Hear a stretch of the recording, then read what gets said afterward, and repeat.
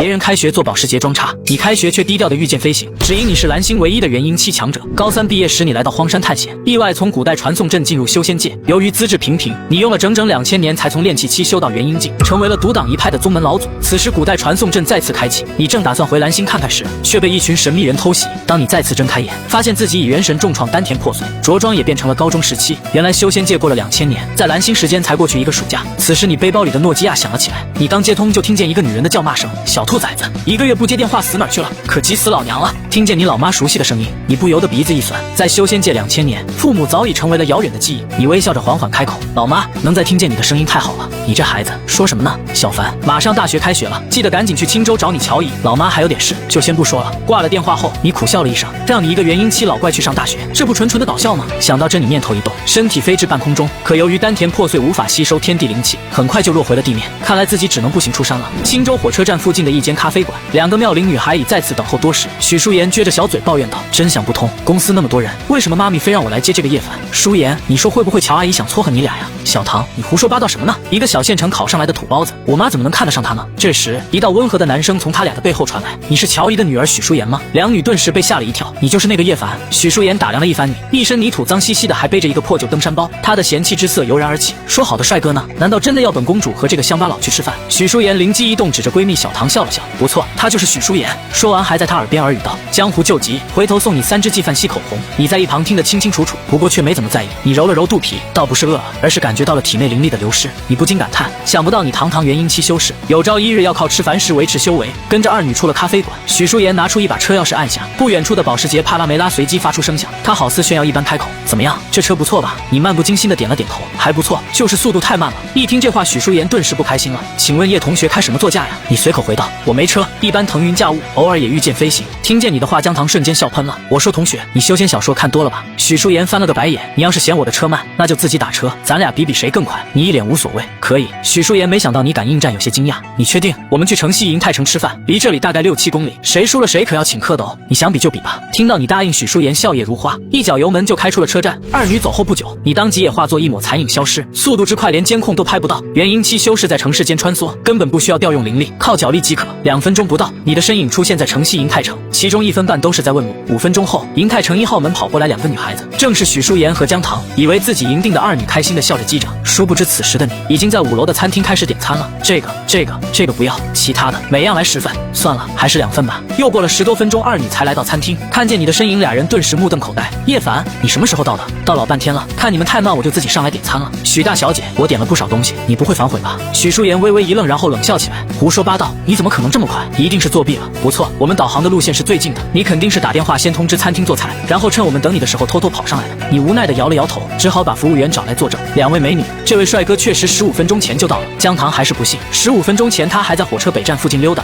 难不成他会飞？算了，小唐，他赢就赢吧，一顿饭而已。许淑妍懒得争辩，心中已经把你定义为心机男了。本来还打算和你做个朋友，现在看来连朋友都没得做了。可当许淑妍来到包间，看到满满一桌子菜，彻底傻眼了：火焰牛排、雪花鱼翅、海参汤、木瓜炖血燕、清蒸东星斑，甚至还有一道佛跳墙。他不由得惊叹：什么情况？走错包间了？服务员用手示意了一下你，都是这位先生点的。听后，许淑妍快要暴走了：叶凡，你是猪吗？你为什么要故意整我？你无辜的耸耸肩，我都说了我胃口很大，你不愿意请也没关系，我自己掏钱好了，用不着。我许淑妍愿赌服输。说完，他就拿出了一张镶钻的黑卡递给了服务员，刷卡机提示一共消费5200，请你以后不要再出现在我面前，谢谢。许淑妍撂下这句话，拽着姜糖就离开了。区5000块对他许大小姐来说根本不算什么，重点是他觉得是你这个混蛋在故意整他。他许淑妍从小学到大学，走到哪里都是众星捧月的存在，是无数男生心中的女神，家族更把她视为掌上明珠。什么时候受过这种窝囊气？二女离开后，你开始就做享用美食，每道菜都尝了几口后，你感叹道：味道还不错，就是一丁点灵气都没有，如同嚼蜡一般。你叹了口气：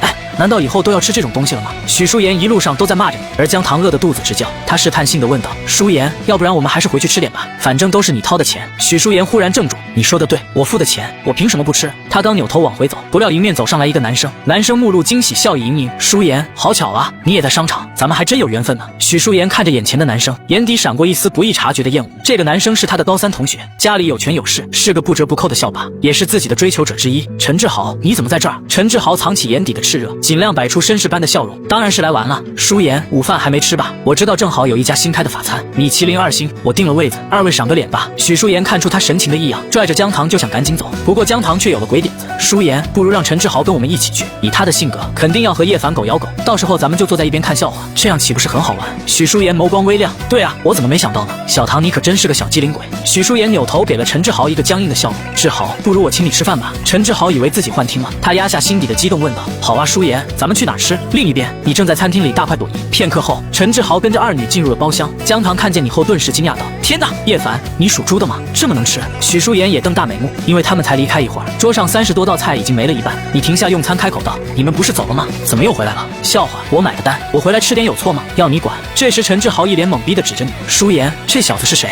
他叫叶凡，是我妈妈好闺蜜的儿子，今年第1天从东阳来青州，我妈让我招待他一下。不出姜糖所料，陈志豪脸色一下子就黑了下来。哥们儿，我说吃饱了吧？你抓过来一只柠檬鸡，把鸡腿撕了下来，并没有搭理他。哥们儿，要不这样，我给你2000块钱，你去别的地方吃吧。你拿起芙蓉汤喝了一口，还自言自语道，盐放少了。陈志豪见你没屌，他瞬间毛了，直接把你手里的半只柠檬鸡打飞了出去。我特么让你吃！见状，姜糖古灵精怪的笑着，赶紧拉着许舒言退开。此时你缓缓站起身，突然一把抓住陈志豪头发，把他的脸摁进了一盆鲫鱼汤里。无论陈志豪怎么挣扎，你的那只手就像铁钳一样牢固，死死把他摁在汤里，动弹不得。许舒言看见情况不对，赶紧跑上去拉开你，然而你却是纹丝不动。你自然是收力的，只想给这个纨绔子弟一个教训。记住了，我吃饭的时候不要打扰我。松手后，你回到了座位上继续用餐。虽说这些世俗食材的灵气含量低得令人发指，但多少也能补充一些消耗。陈志豪扑通一声跪在地上，嘴巴和鼻孔齐齐往外涌鲫鱼汤，脸上更插着几根鱼刺，疼得他嗷嗷直叫。他的眼神充满怨恨，也知道自己根本不是你的对手，于是甩下一句话，姓叶的，你等着，有种你别走。你一边嗦着螺蛳粉，一边漫不经心地回道，好啊，你去叫人吧。陈志豪摔门而去，前脚刚走，你就把服务员叫了过来，让他打包饭菜。等陈志豪换了身衣服带人回来，发现你们3人早就没影了。陈志豪一脚踹在门上，愤怒道，叶凡，你这个孬种，这事儿没完，老子不会放过你的，老子要让你在青州混不下去。你之所以离开，是压根没把陈志豪当伴算。你坐上许舒言的车，来到绿城玫瑰园，这里是青州有名的富人区。许舒言从后视镜里扫了你一眼，心中又把你定义成了暴力狂。很快车子在一幢独栋别墅前停下，一位40多岁的雍容美妇早就在此等待。许舒言下了车，马上小跑过来，俏脸写满了委屈，妈咪，下次再有这种事千万别让我办了。你都不知道这个叶凡是个暴力狂。雍容美妇听后摇了摇头，瞎说什么呢？小凡可是个老实本分的孩子，爱运动又阳光。许舒言小脚一跺，哼，他只是表面上老实罢了。这时你走了过来，手上还拎着一包外卖。乔姨，好多年不见，您越来越漂亮了。小凡嘴怎么变得这么甜？哎呀，来就来嘛，怎么还带东西？老范快来帮忙拿一下。乔阿姨，范伯，这不是礼物，是叶凡从饭店打包回来的饭菜。乔姨先是一愣，紧接着灿烂笑道，节约粮食，是个好孩子。小凡，以后住在这里，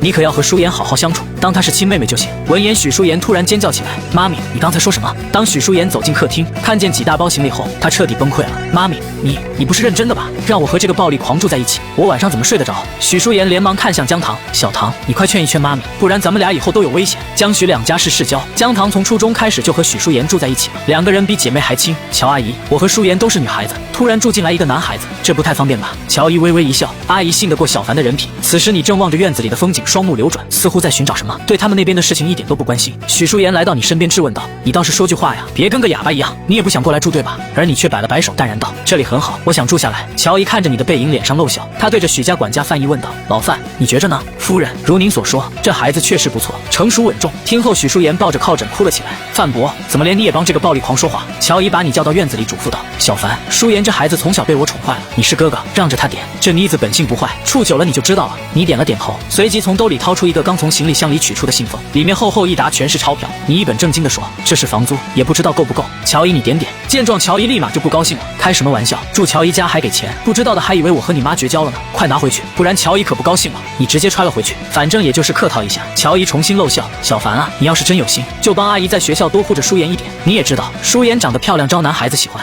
你妈说你天天在外面登山攀岩，身子骨锻炼得好。你听的是满头问号。许舒言长得很漂亮吗？你怎么看不出来？其实你选择在此处入住的主要原因，是因为发现别墅所处的位置是一口灵眼，在蓝星如此稀薄的灵气，这口灵眼还残留了几丝灵脉，这是不可多得的地方。乔姨离开后，你便在院子里逛了起来。这个独栋别墅还挺大，房屋占地足有400多平，看来许家的财力的确惊人。这时许舒言牵着一条德牧，气势汹汹地朝你走来。叶凡，我不管你是怎么忽悠我妈咪的，但你不能住在这里，你要不走我就放黑龙咬你。可你却答非所问，我住哪间房？没人安排的话我就自己选了。许舒言气不过，直接松开狗绳，用手指着你，黑龙，把他给我赶出去。德牧听话的怒吠一声，立刻撒丫子向你扑来。可下下一秒，你只是简单的拿眼睛瞪了黑龙一下，那双狗腿便急速刹车，没命的往后逃去，一溜烟窜进狗窝，狗嘴还传来嗷呜嗷呜的惨叫。许淑妍指着你脸都白了，你是不是杀过人？不然黑龙怎么会被你吓跑？黑龙曾经可是条军犬。你的嘴角勾起一抹阳光的弧度，总算聪明一点了。听见你的话，吓得许淑妍当即把狗绳一扔，尖叫的逃回了2楼。你吹着口哨回到了别墅，躺在了管家给你安排的卧室床上，望着天花板发呆。如今泥丸宫破了，丹田也破了，元神肉身双双重创，这样的伤就算在小南天界都很难修复。幸好你还有8000多年寿元，可以慢慢想办法。想了半天，你觉得自己只有2条路，要么在地球上找到修补泥丸宫的仙药，要么就是找机会重返小南天界。想着想着，居然一阵困意来袭，元神受创，让你的精力也大不如从前了。一觉睡到晚上9点，许淑妍故意不叫醒你吃饭，还让保姆把你打包回来的饭菜都扔了。没办法，你只能出门觅食。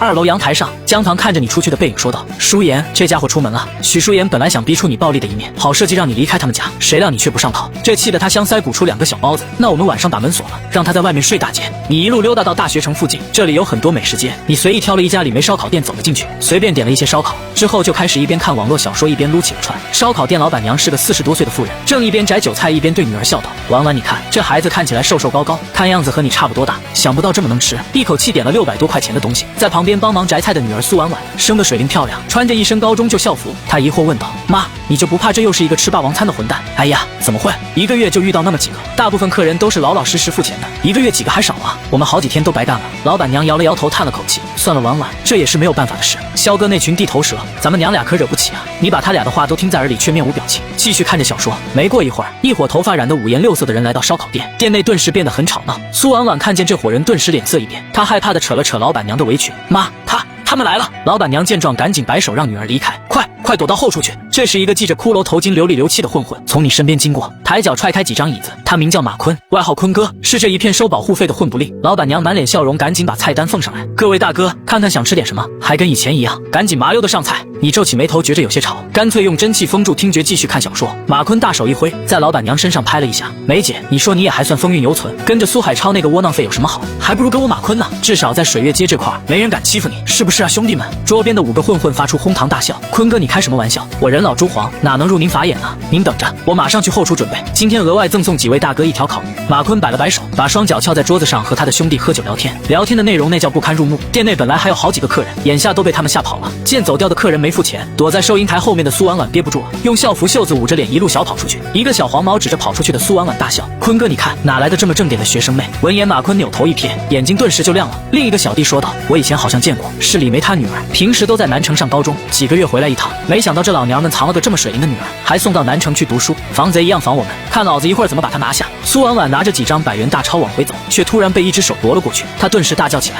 你干什么？这是我的钱，还给我！还给你！你怎么证明这是你的钱呢？你叫他一声，看他答不答应？”苏婉婉不知如何回答，她只能看向一旁桌子上的你。可你拿着手机翻阅着小说，看得津津有味，没有丝毫想帮助他的意思。苏婉婉咬紧嘴唇，怒视着马坤：“这就是我的钱，把钱给我，不然我报警了。”听后，马坤微微一笑，随手夺过了你的手机：“哟呵，报警？来，借你一个手机，你报警试试。”此时李梅也看见女儿暴露在混混的目光下，她心中一紧，赶紧上前陪笑：“坤哥，东西都整得差不多了，马上就可以吃了。”马坤当即扬起一巴掌甩在李梅脸上：“吃特么什么吃？老子告诉你，以后水月街上的每家店每个月都要补收4000块钱的管理费，这是肖哥的意思。”此时苏婉婉哭着抱住李梅，李梅不顾脸上的伤，惊恐道：“坤哥，你这是要绝我们的活路啊！4000块我怎么交得起？交不起。这样吧，让你女儿认我当个干哥哥，这样你以后就是我干妈了。我保证这条街没人再敢欺负你，怎么样，梅姐？坤哥，你就放过我们娘俩吧，我给你跪下了。”婉婉她才18，刚考上青州大学，见此情形，你仍旧是面无表情。你活了2000多年，在修真界见识过无数类似的事情，地球上好歹还有律法，修真界那真是啥也没有，看上就强，敢拦就杀，说屠村就屠村，一点都不含糊。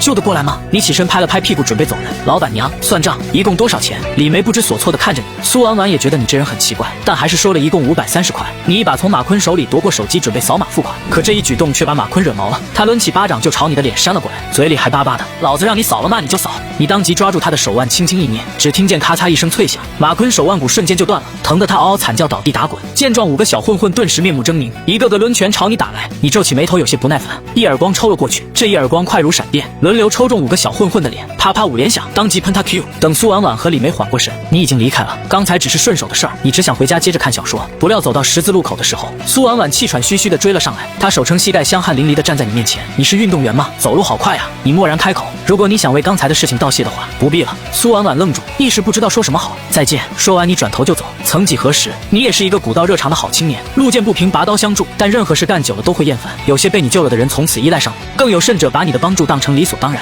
苏婉婉回到店里，发现马坤那些混混全部歪着嘴斜着脸，一瘸一拐的上了救护车，6个人的嘴巴脖子严重错位，并且骨骼居然已经定型。这样的情况，除非敲碎重塑，而这一切当然是你干的，算是你的一点点恶趣味吧。马坤不光歪嘴斜脸，还顶着一双斗鸡眼，他恶狠狠地说道：“奶奶的，这事儿没完！10点多，你拎着几大袋菜慢悠悠地回到玫瑰园，刚掏出钥匙捅了2下，却发现门被反锁了。你冷笑一声，右手食指一勾，一缕真气窜进锁孔，之后开门不声不响地走回了卧室。这着实惊呆了2楼的舒言和姜糖。经过舒言的分析，他觉着你一定是叫了开锁的。小唐，我不管，你一定要想个办法把这个暴力狂赶出去，不然咱俩以后都不安全。”姜糖赶紧开动脑筋，有了，房租，咱们让他1个月交1万块的房租，他只是一个学生，肯定没钱。好主意，你去要，不过1个月1万太少了，2万不3万。第二天到了大学开学的日子，一辆劳斯莱斯库里南停在青州大学门口，顿时引来人群的侧目。许淑妍从车上下来，她精心打扮，回头率几乎100%，而你拿着手机边走路边看小说，时不时打个哈欠。不远处一个脖子上挂单反相机的男生盯着许淑妍，哈喇子都快流下来了。他叫刘迪，是摄影社的副社长。刘迪带着猥琐的笑容走到许淑妍面前，美女你好，你是新生吗？许淑妍一眼就看穿了他的心思，步伐不停，学妹你不要误会，我们是清大摄影社的，专门给帅哥美女拍照，不知道有没有荣幸能给你拍2张，给你看看我们做的账号，100万粉丝的大号。许淑妍瞥了一眼，那就随便拍2张好了。刘迪脸上顿时浮现出笑容，几人来到湖边凉亭，开始拍美照。刚开始还很正常，拍1张刘迪夸1张，什么天生丽质仙女下凡，反正就是各种舔。但拍着拍着，刘迪要求摆拍的姿势越来越过分，气得许淑妍大骂起来：“你有病吧？我不拍了！”说完转头就要走，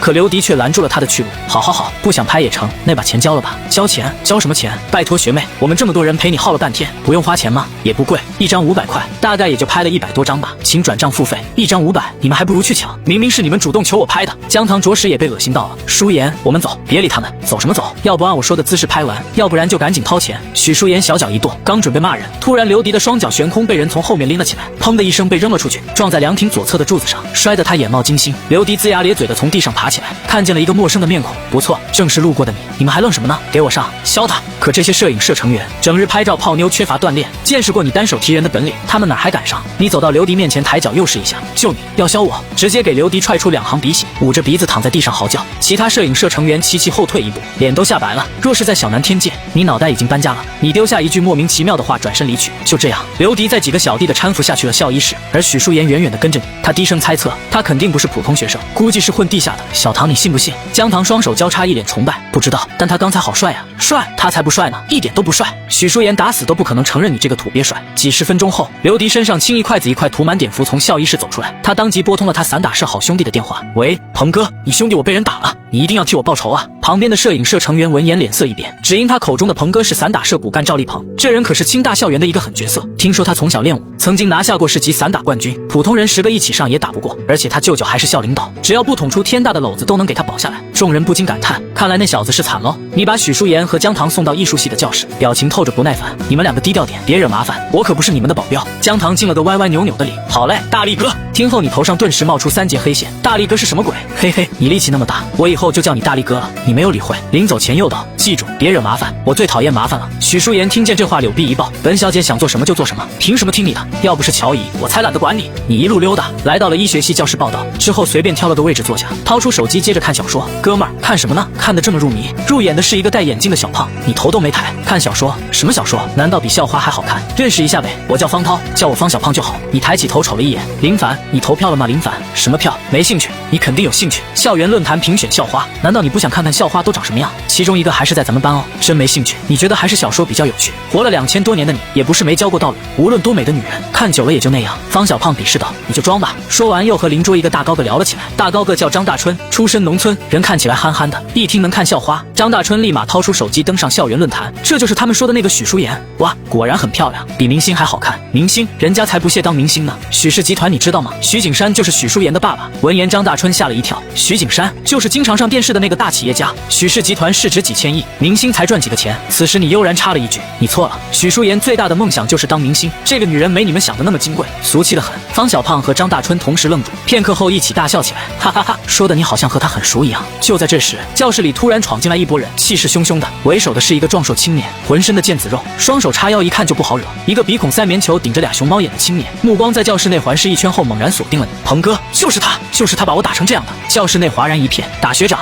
他们临床2班，还有这么嚣张的心声？所有人的目光都落到了你身上。壮硕青年从讲台走下来，一脚就踩在了你的桌子上。就特么你叫叶凡？听说你很猖狂啊？张大春为人正义感比较强，他连忙开口道：“这位学长，你干什么？”壮硕青年抬手就甩他一个大嘴巴。张大春1米8几的大高个，被抽得直趔趄，扶住桌子才没摔倒。老子是散打社的赵立鹏，滚蛋！方小胖鼓足勇气开口：“赵学长，这其中是不是有什么误会？”赵立鹏冷笑地瞪着方小胖：“小胖子，你也想试试？”啪！又是一记耳光声响起，把方小胖吓得紧闭双眼。但奇怪的是，自己脸上并没有传来任何痛感。不可思议的一幕出现了，摄影副社长刘迪此时捂着火红的脸，躺在地上嗷嗷直叫：“赵立鹏，你特么疯了？打我干什么？”赵立鹏望着自己的右手不断后退，一副见鬼了的表情：“我不知道啊，不是我呀！”你还坐在位置上，放在桌面下的右手食指轻轻勾动了一下，真他妈不是我呀！赵立鹏刚吼完，突然抡圆了右臂，一记后手拳又揍在刚刚爬起来的刘迪脸上，2颗棉球被汹涌的血柱喷飞，刘迪直挺挺的倒了下去。你若无其事的站起身，耸了耸肩，一副事不关己的表情。这时门口一个清纯女生把2个老师带进教室，老师，就是他要打我们班的人。2个老师很快把散打社的人都带走了。那个女生来到你面前，担心道：“同学，你没事吧？你一看，这不是昨晚那家烧烤店老板娘的女儿吗？好像叫苏婉婉。苏婉婉的双眸泛彩，正准备和你聊2句，辅导员突然走进教室，没办法，他只能回去坐好。下课后，苏婉婉迫不及待的去找你，却发现你不知何时已经离开。你在校园里找了个僻静的地方，继续悠闲的看着小说。晚上，李梅烧烤店中，几个凶神恶煞的混混正在逼问母女俩你的手机号。这些混混中有一半都是歪嘴斜眼，带头的马坤还顶着一双斗鸡眼，场面十分搞笑。但李梅苏婉婉可笑不出来。不行的，坤哥，顾客的联系方式属于隐私，我不能给你，你就放过我们娘俩吧。狗屁的隐私！那小子把我打成这样，我要不弄死他，以后还怎么在这条街混？就在此时，你的声音从店门口传来：“你们在找我。”混混们转过头，看见叶凡双手插兜走进店里。好小子，你还敢出现？马坤指着自己的斗鸡眼：“这玩意儿医院都治不好，说是不是你捣的鬼？”“对，就是我干的，有什么冲我来吧。”你老老实实的承认，并扫了他们一眼：“你们一起上吧，别浪费时间了，我饭还没吃。”这么狂，兄弟们，给我弄死他！马坤从腰间掏出一根甩棍，带着10个兄弟就冲了上去。见状，苏婉婉也不知哪来的勇气，拼命大喊：“叶凡，别逞强了，快跑啊！”但下一秒，他目睹了奇迹的发生。只见你一拳撂倒一个混混，那些甩棍抽在你身上，也好像丝毫感觉不到疼痛一样。仅仅2个眨眼的功夫，10个混混就全躺在地上了。你指着地上的混混警告道：“我是青州大学散打社的，叫赵立鹏，别让我在这条街上再看见你们，不然我见一次揍一次。”我是青州大学散打社的，叫赵立鹏，不服再来找我。李梅和苏婉婉彻底看傻了。水月街治安很差，他们平时没少看打架，但从来也没见过这么猛的人，竟然能一个打10个。难道他是网上说的那种武者？苏婉婉来到你面前关心道：“叶同学，你没事吧？我看你刚才好像被棍子砸了。”你拍了拍衣服：“我没事。其实刚才你完全可以躲，但是觉着没必要。别说棍子了，就是子弹也破不了你的真气。对了，你们家除了烧烤，炒菜也有的吧？”李梅连忙笑着开口：“有的有的，小伙子，你想吃什么？阿姨给你做。”你脱口而出：“我想吃龙肉。”李梅顿时愣住：“什么？见说错话你赶紧改口，我想吃小炒黄牛肉。”好好好，阿姨这就去做。李梅转身进后厨，还给苏婉婉使了几个眼色，似乎在暗示什么。另一边，水月街的混混们又一次住院了。一个小弟捂着脸疑惑问道：“坤哥，那个叫叶凡的怎么那么厉害啊？拳头重得像铁锤一样。”马坤的脸已经肿成猪头，一双斗鸡眼中填满怒火。我估计他在少林寺学过艺，有可能还练过金钟罩什么的。闻言，几个混混小弟一脸懵逼：“金钟罩？不可能吧？没看见咱们拿甩棍抽他，他都没反应吗？奶奶的，不行，我得打个电话给肖哥，这件事不能就这么算了。”说完，他就拿起了手机。电话另一头的白晓听了事情的来龙去脉后，顿时火冒三丈：“废物，全特么是废物，连一个学生都干不过，老子算是白养你们了。”马坤感觉很委屈：“肖哥，那小子练过金钟罩铁布衫，我抽他一棍子，他连一点反应都没有。那小子现在在哪儿呢？我这就派阿豹阿郎过去。”听后，马坤吓了一跳：“肖哥也没必要这么狠吧？说到底，他就是一个学生，废什么话？说呀，他在李梅烧烤店吃东西，这会儿可能还没走。”白潇立刻挂断了电话。此时他身旁传来一道妩媚的女人声音：“我说肖哥，对付一个学生，用得着出动阿豹阿郎吗？他们可是咱们帮会的金牌打手，你懂什么？水月街可是一块大肥肉，全青州多少帮派虎视眈眈。你以为那小子真的只是一个学生？以我判断，他肯定是某个帮派派来找茬的。”女人先是一愣，然后恍然笑道：“还是肖哥英明啊！”李梅烧烤店内，苏婉婉看着你的饭量，实在忍不住了：“我说你也太能吃了吧！因为你面前的餐盘越落越高，足足吃了1000多块钱才停下来，倒不是饱了，要再吃下去恐怕就要被当成怪物了。”你站起身，正打算扫码付款，李梅赶紧拦住了你：“小伙子，这2天谢谢你帮忙，这顿饭算阿姨请你的。”你当即摆手回道：“不用。”你知道李梅心里在想什么？无非就是想求你罩着他们。可你是一个极其讨厌麻烦的人，要不是李梅手艺好，你也绝不会2次光顾这家店。付完钱，你转身就离开了。走在路上，你思考起了一个问题：照现在这种吃法，老妈给你的2万块钱生活费，估计很快就要没了。到哪儿去弄点钱呢？是点石成金弄一座金山出来，还是炼制法器高价出售，亦或是找一些快嘎了的超级富豪做法帮他们延寿？可做这些事，貌似都要消耗本就不足的灵气。西。你叹了口气，突然一个急拐弯，走进一条黑不溜秋的巷子。这时，不远处2个穿黑色风衣的男人紧随其后，他跑了，赶紧追。2人刚走进巷子，你冷漠的声音立刻传来：“找我的。”2个风衣男闻言有些诧异的对视一眼，居然被发现了。赵丽鹏是吧？竟然能发现我们2人的跟踪，果然是个练家子。你双手插兜笑了笑，有事说事，谁派你们来的？左边一个风衣男掀开兜帽，露出一张布满刀疤的脸。小子，这句话应该我们问你吧？此时若有帮派成员在这里，必能认出他，他就是陈子豹，萧哥手下的2大金牌打手之一。陈子豹从怀里摸出一把匕首，锋刃冒着寒光。四海帮、青龙会、虎门，说吧，你是哪边的？见状，你先是叹了一口气，而后认真回道：“我来自纯阳无极宫。”陈子豹持刀怒喝：“纯阳无极宫，你特么跟我讲玄幻小说呢？信不信老子现在就整死你？”陈子豹的哥哥陈子郎开了口：“豹子，别跟他废话了，抓回去毒打一顿，看是他骨头硬还是咱的棍子硬。”说话之间，陈子郎腰背微沉，如一支利箭射出。你瞥了一眼，看出这个男人的身体素质比普通混混强上10倍不止，但距离最低的炼气期标准还差了一大截。你迎面就是一脚，陈子郎没想到你的速度这么快，他被你一脚踹在胸口，当场骨头就断了好几根，一口老血喷出。陈子豹见状大吃一惊，也持刀猛冲上来，嘴里还大喊：“我特么要你的命！”而你不闪不避，伸手将匕首夺过来，当着陈子豹的面揉成了铁泥，嘴里还冷笑了一声：“你还不如你哥呢。”陈子豹从来没见过这么恐怖的事，他被吓得小脸苍白。你随即右手食指一勾，一股半透明的真气丝线从指尖渗出，连到躺在地上的陈子郎身上。他动作僵硬的从地上爬起来，发现身体竟然不听使唤了。老弟，快躲开！我控制不了我自己了，这特么什么情况？话刚出口，陈子郎就猛然挥出一拳，把身边的陈子豹揍得鼻血横飞。就这样，2兄弟扭打成一团，互相把对方扁得鼻青脸肿，脑震荡都打出来了。你扭头出了巷子，顺手拨通了报警电话：“喂，你好，警察叔叔，我看见有人在巷子里打架，打得可凶了，太吓人了。”你一路溜达回玫瑰园，刚走进客厅，却意外地发现许淑妍的老爸许景山来了。许淑妍正在沙发上扭动血尖撒娇，一口一个爹地，嗲得像个3岁小孩。见你回来，许淑妍立刻小脸一板，翘起雪白美腿，恢复了高冷姿态。许景山从客厅走过来，一对樱目打量着你：“你就是叶凡？”你礼貌性的打了个招呼：“许叔叔好，我听说今天的事了。小凡，谢谢你替淑妍解围，你妈妈和淑妍妈妈是好闺蜜，我自然也希望你和淑妍能成为好朋友。”爹地，我才不想和她成为好朋友呢。你举手赞同：“我也不想。”气得许淑妍向你扔过来一只靠枕。你以为你是谁啊？想做本小姐朋友的人数都数不过来。你轻轻歪头便躲开。放心，最多3个月，我们就会分开。什么分开不分开的，搞得我好像在跟你谈恋爱一样。许景山苦涩一笑，把你叫到院子里，从光明步入黑暗，他的脸色也渐渐变冷。你注意到了这一点，直接开口问道：“许叔叔，你有什么事情就直说吧。”许景山换上一副很严肃的面目：“叶凡，其实最开始的时候，我并不赞同你搬进来，因为淑妍是我许家的掌上明珠，和一个正直血气方刚的小伙子同居。若这件事传出去，势必会在青州引起不小的轰动。你有些不解，那为什么不直接赶我走？2个原因：第一，那人很喜欢你，甚至还想撮合你和淑妍；其次，淑妍和我说你力气很大，是练过吗？你大大方方的承认是练过一点，老范也练过，李氏8级，你敢不敢和他过2招？这个问题你得问他。哈哈，小伙子年纪不大，口气倒是不小。范毅背负双手，笑眯眯地说道：“你听说过内劲吗？”闻言，你摇了摇头：“什么内劲？不知道，连内劲都没听过，看来只是普通的武术爱好者罢了。”范毅暗暗摇头，紧接着他腾出左手五指微拢，就这么灵虚一抓，咔嚓，院子里的一棵银杏树上面扎出5道指痕，陷进去足有半寸之深。看到没？这就是内劲，只有修武道数10年的武者才能锤炼出来。这种境界的人被称为武将，在古代能冲锋陷阵，以一当百。你有些不以为然，这不就是内力吗？但你突然想到了什么，于是就问：“范管家，请问这内劲之上还有什么境界？”见你没有被吓傻，范毅暗暗点头赞赏，心性很沉稳，不错，年轻人不要好高骛远，内劲武将已是万里挑一，放在古代，中个武状元不在话下。要想修成我这样的内劲，首先要修成外劲，上等的根骨也要花10年苦功。你心中有些不耐烦，心想这老头的废话可真多呀。徐景山压低声音在一旁问道：“老范到底怎么样？”董事长，他可以当小姐的保镖，对付一般的小混混应该没有问题。听后，徐景山满意的点了点头。叶凡，给你一个任务，在学校保护淑妍，就像今天那样，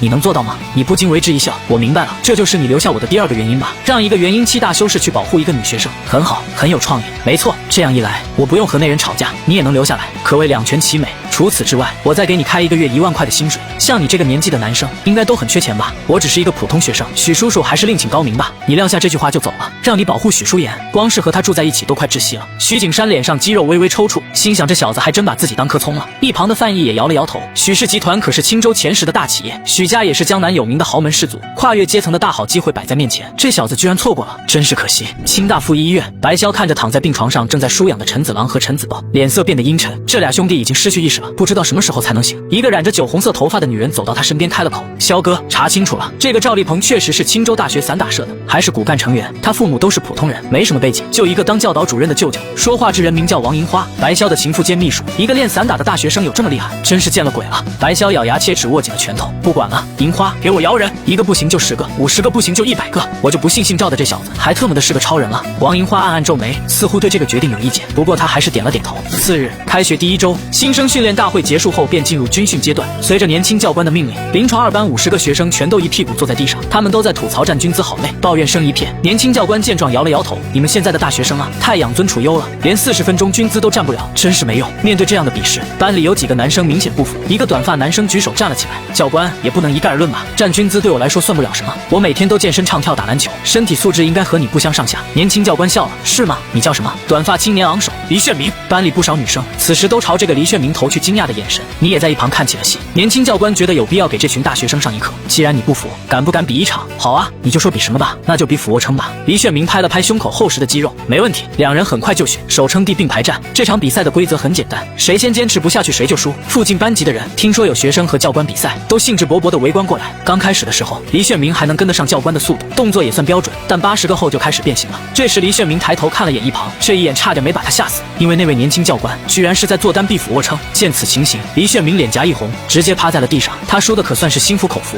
黎炫明归队后，那个年轻教官又问，还有没有不服的，可以出来练练。见无人应答，年轻教官又补充了一句，要是赢了我，军训可以免。闻言你眉毛一挑，他要这么说的话，那你可就来兴趣了。方小胖在旁边怂恿张大春，大春你这么壮，要不出去试试？张大春赶紧摇头，我俯卧撑最多一口气做70个，单臂最多20个，教官不是分分钟秒杀我。年轻教官眯了眯眼，大手一挥，好了，没人应战就继续训练吧。这时忽然有个学生举起手，那个教官，我想试试。年轻教官一脸狐疑地打量着你，你确定？教官，你刚才说的话算数吗？赢了你就不用军训了。算数，当然算数，不过你得先赢我。你放下心来，比了个 OK 的手势，那就行。出列后，你便和教官比试了起来。黎炫明对同寝的几个男生说道，他能赢教官，我直播吃奥利给。一个戴眼镜的圆脸女生好奇地问苏婉婉，你说这个宁晨能赢吗？苏婉婉请手微点，我相信他可以。很快比赛开始，双方俯卧撑的数量超过50个的时候，年轻教官开始了他的表演，双臂换单臂。他心中冷笑，这小子跟我比这个还嫩了点，我可是我们连队俯卧撑纪录的保持者。接着他回头看了看你，顿时冷汗直冒，因为此时的你正一根小拇指杵在地上，飞快地做着动作。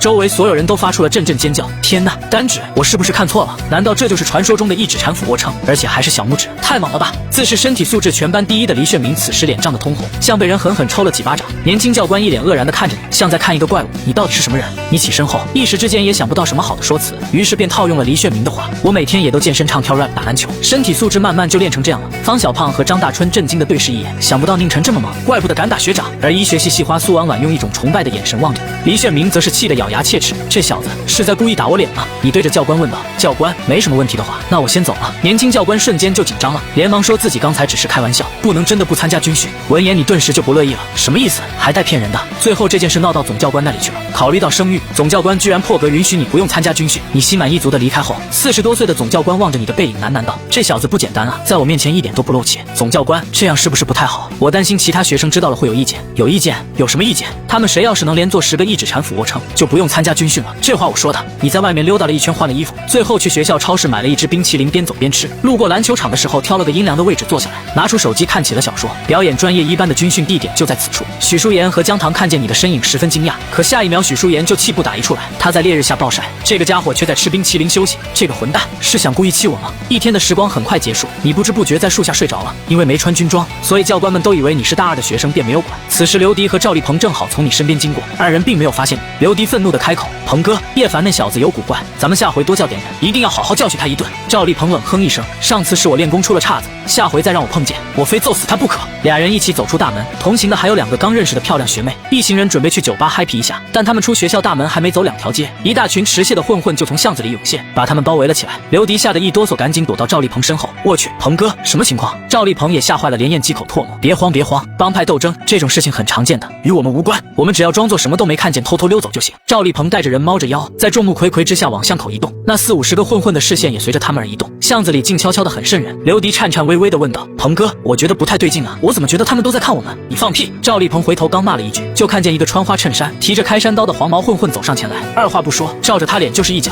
黄毛混混拿刀指着他，就你特么叫赵丽鹏啊？听说你很能打，把我们帮会的豹哥和狼哥都干趴下了，真牛啊！赵丽鹏捂着鼻血横流的脸不停摇头，不，大哥你找错人了。2个小弟立刻上前，从他兜里里搜出来身份证，黄毛混混拿起来一看，咔吧一声给掰断，摔在他脸上。兄弟们，他就是赵立鹏，给我弄死他！现场一片混乱，50-60个混混一拥而上，泰森和内甘诺都招架不住，更不要说赵立鹏了。把赵立鹏顺带着刘迪暴打一顿后，黄毛冷笑道：“哈哈哈，轻大伞打射赵立鹏也不过如此，兄弟们走！”说罢，黄毛混混就笑着带人离开了，只留下一个被打成猪头、浑身骨折10几处的赵立鹏。路上，黄毛混混扛着刀给白潇打去电话，语气牛气哄哄的：“赵立鹏那小子已经给我废了，至少要在床上躺半年。”某家娱乐会所里，白潇惊喜的站起身：“真的假的？杨凯，你没骗我吧？”名叫杨凯的黄毛混混冷笑道：“身份证我都给他掰了，肖哥，你要是不信，我现在就回去抓着他给你再拍几张照。”白潇开心的大笑：“哈哈哈，不错，杨凯，我以前一直没看到你的能力，想不到你小子还有2把刷子。”白潇挂断电话后，王银花有些怀疑的问道：“赵立鹏这么简单就解决了？肖哥，会不会是杨凯搞错了？”“放心吧，没搞错，都查过身份证了，毕竟是40-50个人，还都带了家伙，就是特么黄飞鸿叶问来了都得挨几个大礼兜子，更何况他。”听见这话，王银花这才点了点头。此时的你还在篮球场睡大觉，迷迷糊糊间听到有人在叫你，你恍惚间醒来，揉了揉眼睛，暗道自己元神伤势太重，最近总是犯困，这要是在小南天界，不布阵法就睡在野外，8成已经没命了。叫醒你的女生是苏婉婉，她有些好奇的问道：“叶凡，你怎么睡在这里？”你摆了摆手，站起身，伸了个懒腰：“没事，不小心睡着了。走吧，去你家吃饭吧，饿了。”苏婉婉喜上眉梢：“好呀。”就这样，他跟在你身后一路出了校园，到了校门口，恰逢许家的劳斯莱斯也驶出大门。江棠看见你，惊讶的拍了拍许淑妍：“淑妍，你快看，是大力哥，他和一个很漂亮的女生在一起呢。大力哥不会上学第1天就谈恋爱了吧？”许淑妍下意识的看过去，发现你在和一个清纯可人的女孩聊天，他竟然没来由的不爽起来。小唐，你以后看见这家伙能不能别一惊一乍的？他又不是什么大人物，至于这样吗？江棠吐了吐小舌头：“好吧好吧。”校外美食街，苏婉婉正在和你边走边聊天，来到烧烤店，她忽然听见自家店内传来妈妈李梅的哭声，还有几个小混混的狞笑，她连忙跑了进去。你也是脸色一沉，心想又是那群小混混。李梅烧烤店内，以马坤为首的混混们把店里砸了个稀巴烂，老板娘李梅坐在地上痛哭，可她却没有任何办法。马坤猖狂道：“臭婆娘，老子告诉你，赵立鹏那小子已经被我们肖哥废了，今后再也不会来帮你了。”这时苏婉婉哭着跑进来，气得她扑到马坤怀里一顿乱捶。马坤刚想抽苏婉婉一耳光，却发现门口站着一个身影，顿时把他吓得退后3步，嘴里还不停的呢喃：“你怎么是你？”只见你双手插兜，慢悠悠的走了进来，开口的话让他们如坠冰窟：“我说你们这帮人怎么就不长记性呢？”马坤虽然不知道是什么情况，但他还是反应很快，连忙点头哈腰的陪笑：“鹏哥，这都是误会，误会啊，我误你妈的会！”说完，你一脚就踹了上去，直接把马坤从前门干到了后厨，咣当几声，后者就没了动静。围观的群众和混混们都看呆了，一脚踢飞10几米，这特么也太夸张了吧！可他们不知道的是，你已经尽最大努力压制力道了，否则元婴期修士的一脚，别说一个人，一条街都能瞬间踢蒸发。剩下的一群混混当即在你面前跪下，你看着他们淡淡的说道：“看来今天是要把事情一次性解决才行。”半小时后，在西城区最大的夜总会明钻会所，你压着头破血流的马坤走了进去。会所的帝皇包厢内，杨凯正拿着话筒鬼嚎，突然砰的一声，包厢大门被人一脚踹飞，你把马坤丢到一边，目光扫视全场，哪个是肖哥？杨凯拍了拍胸脯，对着话筒吼道：“老子就是！你想干嘛？”闻言你一句废话没有，直接身影一闪，冲到杨凯面前就往他脸上招呼大耳瓜子，没想一下都像是在放鞭炮。由于你的速度太快，等真正的肖哥和王银花反应过来的时候，杨凯已经被抽成猪头了，鼻血狂喷，门牙全掉。见状，白潇怒吼一声：“给我上，弄死他！”包厢里10几个混混立刻听命，一起朝你扑了过去。只听见噼里啪啦一阵脆响，不到1分钟，包厢就没地儿下脚了，几乎躺满了人。白潇瘫坐在沙发上，一脸震惊的看着你：“你到底是谁？”“呵呵，你才是那个肖哥吧？听说你一直在找我，你是赵立鹏？”“不对，你不叫这个名字。”杨凯被你骗了，你到底是什么人？算你有点脑子，可我是谁你还不配知道。说完这句话，你闪身瞬间消失，下一秒直接坐到了白潇身边。缩在角落里的王银花瞳孔急速放大，心里感叹好快的速度。白潇也被吓傻了，他怪叫一声想逃，却被你用手死死摁住。你只需要知道，我经常在李梅烧烤店吃饭，你要是再派那群小瘪三来打扰我，我特么就把你的狗头打爆，听见了没？白潇已然蒙圈了，半天不说话。你嫌他回话太慢，便3个大耳瓜子甩在他脸上。白潇顿时鼻血狂飙，他发出杀猪般的声音，不停的点头：“听见了，听见了。还有，最近手头有点紧，再给我拿20万，就当给我的精神补偿费。快，银花，快转给他！”王银花哆哆嗦嗦的从角落里起身，掏出了手机问道：“大哥，你银行卡号多少？我现在就给你转过去。”你扫了他一眼，当我傻呀？要现金？没过一会儿，几个小弟取来了20万现金，你拿着钱就准备离开，临走前还嘱托了2句：“记住了，动李梅烧烤店就相当于砸我饭碗，小心我打爆你的狗头。”在你走后，一个小弟开口道：“大哥，那会儿我去看了李梅的手机，转账记录显示这小子好像叫叶凡。”白潇在包厢里大声咆哮起来：“叶凡是吧？还从来没人敢从老子手里抢钱，你给我等着，你死定了！”一旁的王银花小心翼翼地劝道：“肖哥，看样子这叶凡是一个武者，咱们惹不起啊！”白潇当即一巴掌抽在王银花脸上：“有什么惹不起的？不就练过武功吗？我这白氏铁砂掌要是从小练下去，刚才能把他屎都打出3斤来。”这时白潇突然想到什么，他坐回沙发，阴恻恻地笑道：“明的打不过，咱们可以来暗的。”此时他没注意到躺在地上的王银花眼中也流露出了一丝恶毒。当你回到李梅烧烤店的时候，几个混混已经把店里打扫干净了，你直接拿出10万块递给了李梅。李梅看见这么厚一沓钞票，哪里敢接？她惊讶地问道：“小凡，你从哪儿来的这么多钱？刚才我去和肖哥讲理，他同意赔钱给你，并且以后不会再来收保护费了。”苏婉婉的灵眸大亮：“真的吗？那太好了，收下吧，把店面重新装修一下。”你揉了揉肚子又道：“我饿了，有吃的吗？”有，我马上去给你弄，你等着呀。李梅转身走向后厨，用手背拭去眼角的泪水。你内心轻轻一叹，挑了个位置坐下。苏婉婉坐在你面前，一双会说话的水灵眸子带着疑惑的神情。叶凡，你不会把他们都打趴下了吧？怎么可能？他们可几十号人呢？我就是以德服人，跟他们讲道理。哇，叶凡你好厉害，不仅会打架，口才还好。苏婉婉双手托腮，俏脸泛红，我都不知道该怎么感谢你了。你别烦我就好。你冷不丁的来了这一句，让苏婉婉当场噎住。她顿时感到委屈和不解，自己在学校天天都有男生搭讪，怎么到你这儿这么遭嫌弃？你没打算为刚才的话道歉？因为作为一个活了2000多年的老怪物，你从苏婉婉眼中读出一丝爱慕。照这样发展下去，这妹子早晚会爱上自己。感情这种东西是修仙路上最大的羁绊，爱情的萌芽还是早日掐断为妙。到了第2天，是正式开学的日子，临床2班的课程安排得很密集，不过你一节也没听，不是趴在桌子上睡觉，就是拿着手机看小说。同班的同学看见你都纷纷摇头。下课的时候，方小胖来到你面前，忍不住问道：“叶凡，你这样不怕期末全挂吗？”张大春也抱着一摞书，满脸郁闷：“学医也太苦了，期末要考10门，我现在已经后悔了，而你却表示很轻松。学医不就是背书吗？期末突击一下就好了。”说完转身就走出了教室。李炫明望着你的背影冷笑了一声：“10几本书，看你期末怎么突击，等着挂科吧，傻小子。”然而凡人永远想象不到修仙者的记忆力有多恐怖，而你在修仙界其实也是个身怀绝世医术的神医。小南天界可是有着数十万年的历史，对于只有短短200年历史的西医，你压根儿就瞧不上。中午来食堂吃饭，你正排着队呢，忽然感到身后有一道凶狠的目光，扭头一看是许淑妍。不知为何，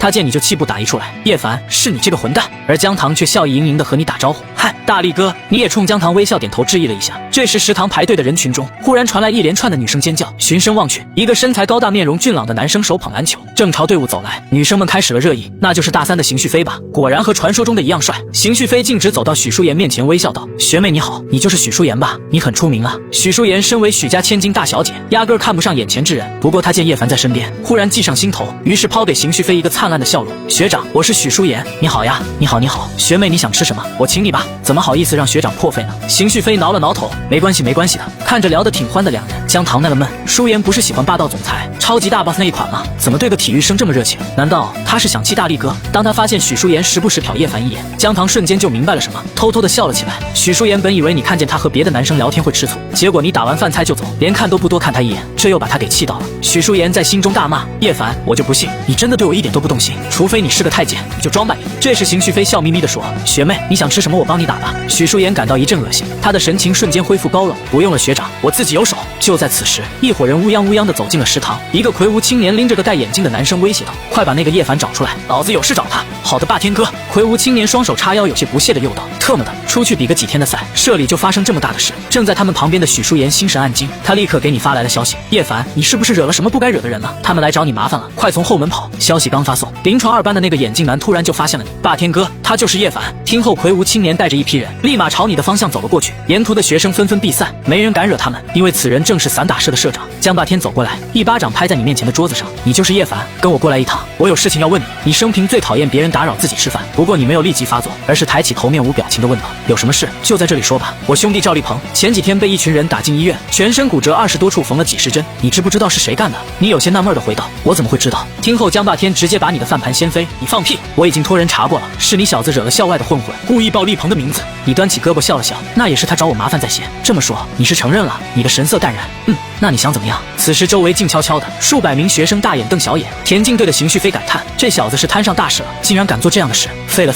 霸天连我都不敢惹的。”姜糖焦急地看着许淑妍：“淑妍怎么办？”许淑妍也很头疼，她连忙掏出手机：“我认识几个老师，先联系他们看看。”姜霸天本来想直接动手，看周围这么多人围观，于是他暂时压下怒火，恶狠狠地瞪着你：“小子，敢不敢跟我们去一趟散打社活动室，跟你谈点事情？”听后你站起身吐出了3个字：“带路吧。”闻言，一群散打社成员都愣住了，所有人都想不到你这个新生答应的这么爽快。姜霸天冷哼一声：“好，算你是条汉子。”不一会儿，你就来到了散打社活动室。刚进门，后背就传来大门反锁的声音。这时，一个社员突然凶相毕露，一脚就朝你屁股踹来，却不料你反手一抓就抓住他的脚踝，不等他反应，便把他当成一根棍子抡动了起来。砰砰砰几声，包括姜霸天在内的6个散打社员都被人体棍子砸飞了出去，重重撞在墙壁上。我去，还会这招！大家一起上！姜霸天大骂一声，从地上爬起来，一记正蹬又朝你踹来。你也没有什么花里胡哨的动作，直接无视他的左正蹬，举起拳头就是一顿砸。没2下，姜霸天就招架不住。住了，小臂都被打肿了，脸上也是一片片淤青。其他散打社员也都是一拳就倒，要么骨折，要么胃出血跪在地上狂呕。江霸天实在疼得受不了，连忙求饶：不打了，不打了，你说不打就不打了。刚才在食堂你不是很屌吗？说完你就又赏了他一耳光，把他抽得晕头转向，最后再一脚踹飞他，使他重重地砸在门上，正好连反锁的活动室门一并撞开。江霸天整个人滚到走廊上，疼得视线模糊，无法呼吸。在2楼走廊，一行人如众星拱月般围着一个青年各种溜须拍马。段师兄，这次你在省赛拿下前3的好成绩，保送龙湖武馆应该不成问题了。恭喜啊！龙湖武馆可是国内4大武馆之一，日后发达了，可别忘了我们这群学弟学妹啊。吹捧对象是个24、5左右的青年，他穿着一身白色练功服，虎目内寒芒四射。我要回武术馆练功了，青兰留下，其他人请回吧。一个扎着马尾辫、容貌清秀绝俗，同样穿白色练功服的妙龄女孩微笑着点了点头。段水流、温青兰，他们是同一届的学生，都热爱古武术，根骨齐家，到25岁就通过古武协会的考核，成为了持证武者。这次更是代表青州大学参加江南省武术比赛，分别斩获第3、第4的好成绩。龙湖武馆是国内最大最好的武馆，但只有斩获省级前3的成绩才能保送进去，所以温青兰失去了这个机会。她返校途中心情一直很不好，就在众师兄弟准备离开的时候，砰的一声，散打社活动室的大门被人撞开，只见江霸天戴着痛苦面具趴在地上，躬身如下。古武社的10几个成员都皱紧了眉头，是散打社的江霸天，怎么被人打成这样了？之后你慢悠悠地从室内走了出来，正好跟他们撞了个正面。你扫了一眼这群学生，最终目光定格在了段水流的身上。你感到有些意外，因为这个白衣服小子的身体素质居然达到了淬体一重。淬体一重在修真界是最底层的存在，严格来说还远远不能算修士，但放在蓝星可就是个高手了，以一敌十没什么问题。你简单的打量他2眼，刚准备离开，古武社一个个子较矮的男生对你呵斥道：你是哪个学校的？好大的胆子，敢来清大踢馆！你有些猛，我就是清大的呀。矮个子男生先是吃了一惊，而后又骂道：你放什么屁？我是清大古武社的，从来没听说过你这号人物能打赢散打社的社长，你小子嘴巴放干净点。我是临床2班的新生，叫叶凡。闻言在场所有人都惊呆了，连段水流和温青兰都对视了一眼，一个学医的新生把散打社社长打成这个样子。这时一个散打社员一瘸一拐的从活动室里走出来，他哭诉道：大师兄，这事儿你可不能不管啊，咱们可算是一家的呀。段水流眉头猛地一沉，听这个散打社员把事情说了一遍后，他的心里有数了。清大所有与武有关的社团皆是以古武社为首，碰见这种事他怎能不管？旋即散打社的社员们被扶去医务室，而段水流走到你面前，用一种欣赏的眼神打量着你。你小子看来身手不错，在哪学的功夫？你的语气有点不耐烦。我交大的。交大？哪个交大？青州交大还是滨海交大？你是转校生吗？你胡扯道。啥呀？我是我姥爷交大的。段水流愣了一下，笑了笑，呵呵，学弟你还真是幽默呀。不如这样，加入古武社吧。华国尚武，武者是现今社会上最稀缺的人才，你应该是个好苗子。听后你摆了摆手，掉头就走。再见。温青兰气得不行，3步并作2步拦住了你。你这个新生怎么搞的？我们清大古武社可不是谁都能进的，知道武者的平均薪资有多高吗？你当医生累死累活一辈子，也没有武者1个月挣得多。听后你翻了个白眼，你本就是来大学混日子的，医生、武者，你是一个都不想当。抱歉，我实在没兴趣。借过。你伸手将温青兰推开，正想潇洒离去的时候，背后突然袭来一阵劲风，古武社成员们一个个都目泛激动。大师兄出手了！温青兰吓坏了，本想拦住段水流，但后者已经达到淬体一重的境界，速度实在太快。此时你一个侧身，轻松就躲开段水流的这一脚。段水流对你露出一种欣赏的笑容，不错，我速度很快，同辈之中很少有人能躲开我的攻击。你指着前方不屑道：你再动一根指头，我把你也送进医务室，信不信？此话一出，古武社成员们顿时捧腹大笑。好嚣张的新生，练了点3脚猫功夫，连大师兄都不放在眼里了。温青兰则一脸嫌弃地看着你，她觉着你这个新生身手是不错，但情商也太低了。段水流忍俊不禁：叶凡学弟，你一个人把散打社端了，我作为清大武打社团的大师兄，自然不能就这么轻易放你走。你有些不解，那你想怎么样？我们打一场吧。段水流心想，也是时候让你这小子明白武术爱好者和持证武者的差距了。你笑着举起了拳头。行啊，不是在这儿，这里太拥挤了，我们去武术馆吧，那里宽敞，施展得开。闻言你一脸的不快，打个架怎么这么麻烦？你跟着段水流等人来到了位于5楼的武术馆，发现这里有不少人正在训练。见大师兄回来，他们全都前来打招呼，恭喜大师兄保送龙湖武馆。看他们聊得欢，你面无表情地问道：我说到底还打不打？10几个古武社成员全都不解地看着这个陌生的愣头青。当他们听闻段水流要和你一个新生比试的消息，所有人都发出了嗤笑声。就他和大师兄打，开什么玩笑？这身板，我一招黑虎掏心他就倒了。此时武术馆2层的观众席，一位老者执杖而坐，静静地打量着下方的擂台。他摇头叹了口气，段家这小子真是越练越回旋了，居然与一个新生比试，也不怕丢了他们段家8段锦的名头。擂台上，段水流不想欺负你，执意要让你3招，你着实有些懒得动，于是开口：还是你先动手吧，不然待会儿输了，我估计你8成要不服气。闻言，台下古武社成员们都发出哄堂大笑。我已经好几年没遇到过你这么嚣张的家伙，也罢，拳脚无眼，当心了！段水流后背突然用力，筋骨间立时传出噼里啪啦如炒豆子般的炸响，雄鸡斗语，筋骨齐鸣。台下的温青兰微笑道：看样子师兄是真生气了，这小子有苦头要吃喽，挑战大师兄，这不找死吗？这时，段水流的眼神变得凶狠有力，他双膝一沉，身体如离弦之箭劲射而出。这样的速度，普通人根本反应不过来，但在你眼里，他的动作慢的就跟蜗牛一样。你不禁吐槽道：“这么多姿势，还搞得这么屌，我还以为你是金丹期呢。”你一边说闲话，一边抡起拳头砸了出去。对付一个淬体异虫，你实在懒得动用什么武学。砰的一声，你一拳精准砸中段水流的面门，把他揍飞了出去。只见2道鼻血喷洒在空中。此时，所有人都瞪大了眼睛，连观众席上的那位执掌老者也是猛地起身。台下鸦雀无声。鼓舞社大师兄段水流，被誉为青州大学最能打的男人，居然被新生给一拳秒杀了，真没劲！你意兴阑珊的下台，径直朝武术馆大门的方向走去。温青兰惊慌失措的叫住了你：“站住！”你扫了他一眼：“怎么着？你也想跟我过2招？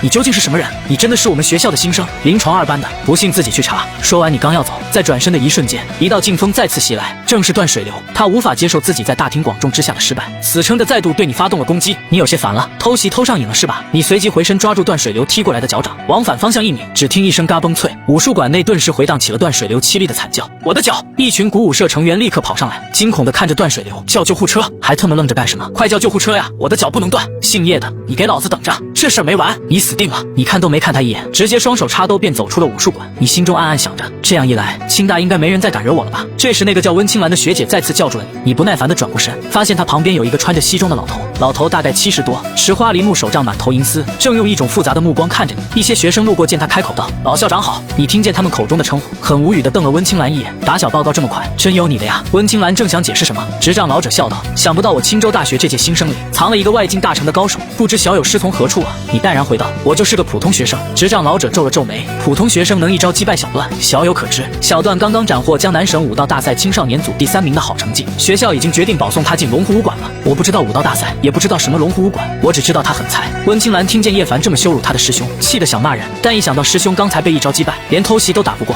他就哑口无言了。执掌老者脸色变得凝重：“小友，去我办公室谈谈吧。你刚才在校内拧断了小段的脚掌，这件事会比你想象的严重很多。如果没有我从中斡旋，你的习武之路很有可能从此断绝。没办法，要是被大学开除，你还真不知道怎么跟老妈解释。”于是就跟这个老校长走了。一路闲谈，得知这个老校长叫温月，他是温青兰的爷爷，也是青州大学的上任校长，在学校威望很高。来到办公室，温月让温青兰给你泡了杯茶，之后就开始套你的话：“叶小友，你这一身功夫，没有化境大师指点可练不出来啊！不知尊师是谁？说了你也不认识。”一旁的温青兰满脸不悦：“你好大的口气！我爷爷是鼓舞协会青州分会的常任理事，整个青州乃至江南地界上的化境大师就没有不认识的。”温月笑而不语，显然这事儿是真的。见状，你索性回道：“我师父道号姚光。”闻言，温青兰愣了一下：“姚光，女的？”温月眉头暗锁：“这是道号？你师父是道士吗？道士不同于武者，前者修魂长道术，后者断体练武功。”可温月将脑中关于南方强者的名单梳理一遍，也并不知晓一个叫姚光的女道士。他当然不认识，因为姚光上人乃是小南天界纯阳无极宫曾经的太上长老，一位元婴期巅峰的大修士。1500年前，因为一次意外，叶凡拜姚光上人为师，成为他座下资质最差的弟子。但通过不懈努力，他逐渐成长为了整个纯阳无极宫最出色的弟子。可后来姚光突破化神期失败，魂飞魄散，至此纯阳无极宫就这样损失了一位太上长老，叶凡也失去了他的师傅。在后来的日子里，叶凡每回想起那日湖心的场景，都很后悔没有出手，没有救下自己的师傅。你从回忆中走了出来，开口道：“我师傅是隐居高人，你们没听说过也正常。”温月点了点头：“原来如此，还是说正事吧。方才我查看过小段的伤势，伤得不轻，没个半年恐怕养不好，估计段家肯定不会轻饶了你。”你脸色平静地问道：“段家很厉害吗？”温青兰蹙了蹙眉：“段家都不知道，你不是青州人？”“是啊，不过我父母都是普通人。”“难怪，段家是青州豪门，势力与我们温家不相上下，门中豢养不少武者。你啊，麻烦大了。你现在唯一解决这件事的办法，就是赶紧找个靠山。”你呵呵一笑：“找谁当靠山？你们温家？”温青兰看见你那副模样就生气：“你以为我们温家愿意收你？段家和鼓舞协会关系很好，我们才不想惹麻烦呢。不就一个外境大成，牛什么牛？”温月摆了摆手：“好了，青兰别说了。小友，你小年纪就练到外境大成，可以报名参加龙湖武馆的考核。一旦通过考核，我再帮你说说好话，你自己再认个错，没准段家就会放你一马。”听后你摇了摇头：“算了吧，太麻烦。喂，爷爷可是在救你的命，你什么态度啊？”你放下茶杯，悠然起身：“谢谢温老好意，但我还是不用了。”话音刚落，一阵急促的敲门声响了起来。开门后，一个戴眼镜的老师满头大汗的报告：“老校长，不好了，段家来人了，是来找这小子的。保安快拦不住了。”小友且慢。温月想叫住叶凡，没想到后者不理他，直接就走出了办公室大门。在走廊上，你很快就被一个强壮男子拦住了。这男子大概40多，皮肤铜黄，身材结实，他背后躺了一地的保安，个个捂着肚子哀嚎爬不起来。他开口对你问道：“这位同学，你认不认识一个叫叶凡的？”“我就是，找我什么事？”“这么说，我家少爷就是你伤的？”你点了点头。“如果你家少爷姓段，确实是我干的。”“没错，好小子，够实诚的。”此时温青兰爷俩从办公室走出来，温月站到了你身边，声音带着一丝凝重：“铁脚七，你敢来清大的地盘闹事，不怕武协再把你抓起来吗？”铁脚七脸上堆起笑容，作揖道：“温家老爷子，许久不见，别来无恙啊！可这不关你的事，我奉家主之命来把这小子带回去。”温月将手中的手杖一跺：“在青州大学就关我的事。”话刚说完，你就直接拆了他的台。温老，这的确不关你的事，你还是别管了。一旁的温月彻底无语了，这小子到底有没有脑子？铁脚七在武道界虽然不算什么高手，但好歹也练了几十年的武。叶凡才多大，有什么战斗经验？铁脚七发出一连串的爆笑，哈哈哈！温老，你听见没？这小子压根儿就不领你的情。话说现在的年轻人，你直接打断了他的话，要打就快点动手，巴巴个没完了是吧？铁脚七冷笑一声，现在的年轻人都这么初生牛犊不怕虎的吗？作为前辈，看来要给你们一点教训才行。说完，他便右腿高高抬起，脚背弓起，五指内扣，宛如一条吐信的毒蛇，下盘却极稳，一看就是练腿的高手。嗖的一下，突然一道黑影闪过，铁脚七的脚宛如出膛的子弹，直朝你的胸口踢来。他知道自家少爷的八段锦已经练到外境小成，眼前这个青年不容小觑，所以他直接下重手，想一招制敌。这一脚若是踢中，普通人不死也要重伤。但半秒后，他却踢了个空，因为你竟然凭空消失了。不待他反应，撑地的左脚传来一阵撕心裂肺的剧痛，鬼脚七顿时惨叫起来。只见他的左脚已经成了一团烂肉，整只布鞋被鲜血浸透，十分骇人。你指着他脸上带着戏谑，三脚猫功夫也出来丢人现眼，似乎是嫌铁脚七太吵，你又补了一脚，直接把他踹得昏死过去。温家业女俩震惊看着你，表情哑然，而你却一脸无所谓般的悄然离去。温青兰揉了揉眼睛，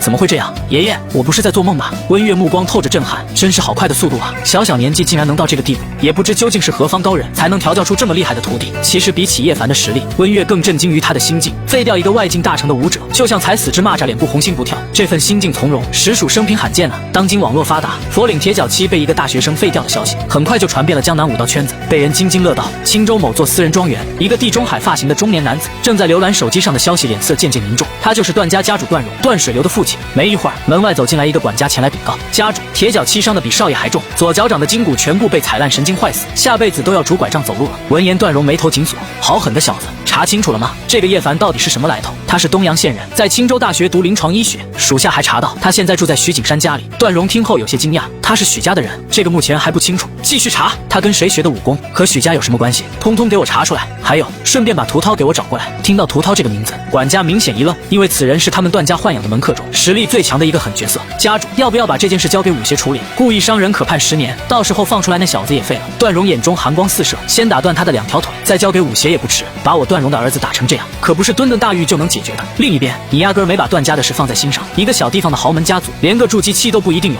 你翘掉了下午的课，慢悠悠的出了校园，你来到附近一家农贸市场，买了一些牛肉和土鸡，准备拿去店里让李梅做。你刚拿出手机付款，就发现许淑妍打来的10多个未接来电。拨通后，电话那边传来许淑妍焦急的声音：叶凡，你终于接电话了，你现在人在哪里？没事吧？你有点纳闷，这妮子怎么突然关心起我来了？但还是回道：我能有什么事？你不是被散打社的人带走了吗？哦，这个呀，后来撞见了校长，他们就把我放了。你还有事吗？没事，挂了，我买菜呢。挂就挂，谁稀罕给你打电话似的？许淑妍气愤的抢先挂断了。姜糖关心的问道：淑妍，大力哥怎么样？不会进医院了吧？算他走运，撞见校长了，那就好。对了，乔阿姨不是让你通知大力哥晚上去洲际饭店吃饭吗？许淑妍愣了一下，但想起对方那副不耐烦的口气，他就懒得掏手机，最后还是姜糖打给的你。水月街宁钻会所顶楼，白潇看着放在吧台上的一袋蘑菇，抬手就给了杨凯一巴掌。老子让你找毒药，你就给我搞来这个。杨凯捂着通红的脸，很委屈的说：萧哥，你冤枉我了，你可别小看这些蘑菇，他们叫鬼手青，产自岭南一带，有剧毒，别说一个学生，就是一头牛也能放倒。白潇目光微亮，真的这么牛？真的，这种蘑菇吃死过不少人，早就不让卖了。不过我有路子托人拿了一点。叶凡不是经常在那家烧烤店吃饭吗？咱们就给他加点菜。随后几个小弟从外面牵进来一条流浪狗，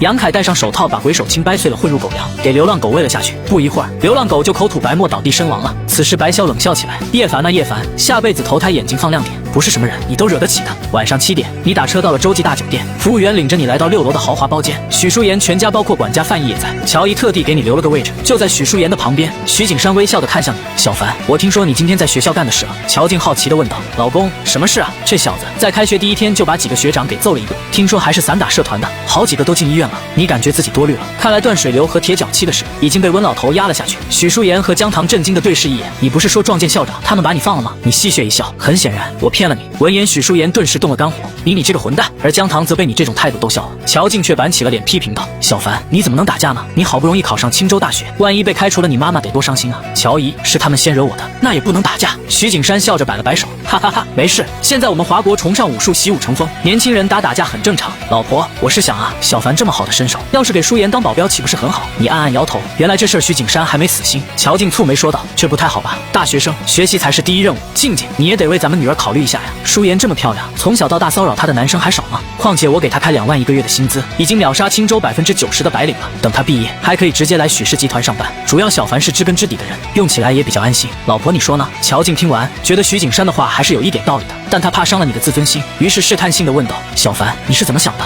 此时许淑妍不乐意的撅起了小嘴：妈咪爹地，我才不需要什么保镖呢。徐景山凶了他一眼：住嘴，这里没你说话的份儿。你装作思考很久的样子，最终摇了摇头：抱歉，许叔叔，我对您女儿保镖的职位还是不感兴趣。小凡，你能告诉我为什么吗？如果是薪资问题的话，咱们还能再谈。你如实回答，不是钱的问题，主要是我跟淑妍合不来。闻言，许淑妍立刻插嘴纠正一下：是我跟你合不来。你又补充了一句：如果你是小唐这种性格，不用薪资，我免费给你当保镖。当然，这只是你开的玩笑，就是地球酋长来了，也没资格让你给他当保镖。许淑妍指着你差点没气哭：你竟然挑拨我们闺蜜感情，你无耻！徐景山摆了摆手，将此事接过。哎，算了算了。很快，厨房上菜了，10菜1汤，道色香味俱全。可许淑妍气得一道菜也吃不下，而你却吃得不亦乐乎。这时，服务员推着小推车又送进来一道菜，饭管家扫了一眼，发现是一道十分鲜香的菌菇汤，他有些疑惑：我们好像没点这个吧？女服务员笑道：先生，这是我们酒店送的，只有消费达到一定标准才有。饭管家点了点头，那送过去吧。由于这道汤离你比较近，你马上就盛了一碗，可刚喝一口就察觉到了不对劲。见许淑妍也盛了一碗，你赶紧将其夺下，满脸严肃地说：等等。许淑妍不解地瞪着你，抢我的汤干什么？还有很多，自己不会盛吗？你一本正经地回道：